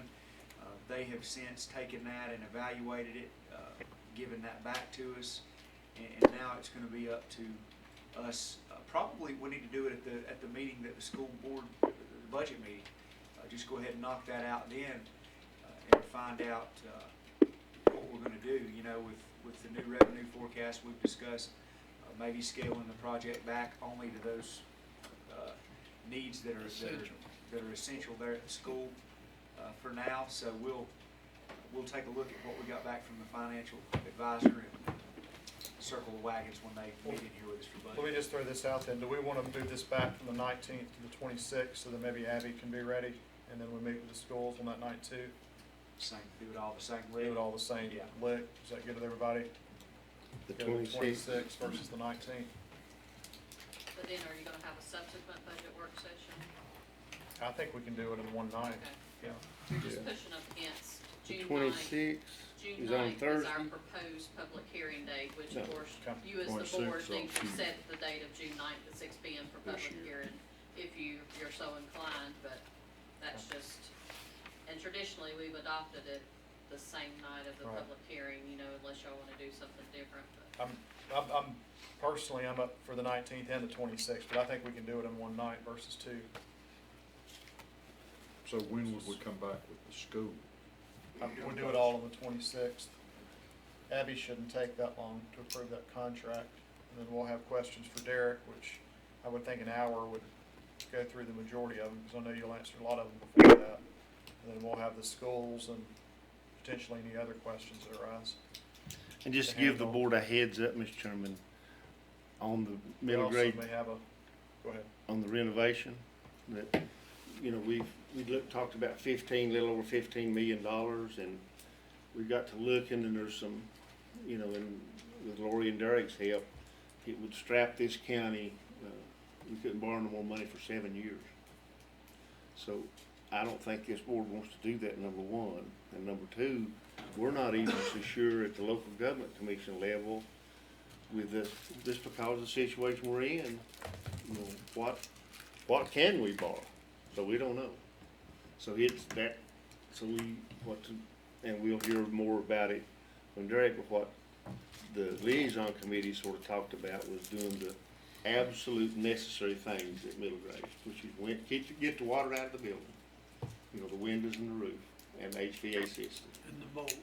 And fix that. I mean, we don't know that. So, Well, and then another thought might be,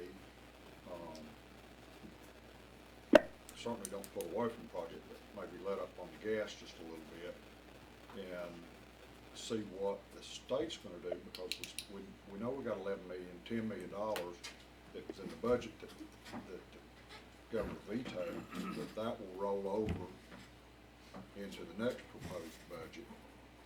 And if those fellows down there could come to an agreement, then that might change the picture a little bit. Oh, yeah. oh yeah, that would change everything. It would change But the but with us, we have to look at what's now. We know we can't strap this board in this county with not being able to borrow money for 7 years. That'd be a good question for Mr. Corbin when we meet with him. All right. Tim, bring a check. Yeah, consent agenda. Can we get a motion to approve? So moved, Mr. Chairman. Motion by Commissioner Bill, What day? second by Commissioner Shields, all in favor? Aye.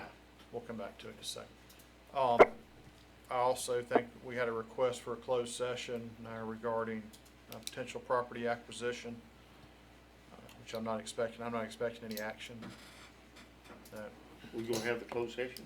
I don't think there's, yes, we'll, Request from Commissioner Gillespie. okay, okay. And then we're gonna come out, and then we're not gonna have any action, and we're gonna recess till Tuesday, May 26th at 6 p.m. at 5 West Main Street in the Commissioners' boardroom. So that'll be the 26th, not the 19th. But we'll take that action as soon as we get out of closed session. Can we get a motion to go into closed session? So moved, Mr. Chairman. By Commissioner Bill, second by Commissioner Shields, all in favor? Are you gonna be on that thing tomorrow?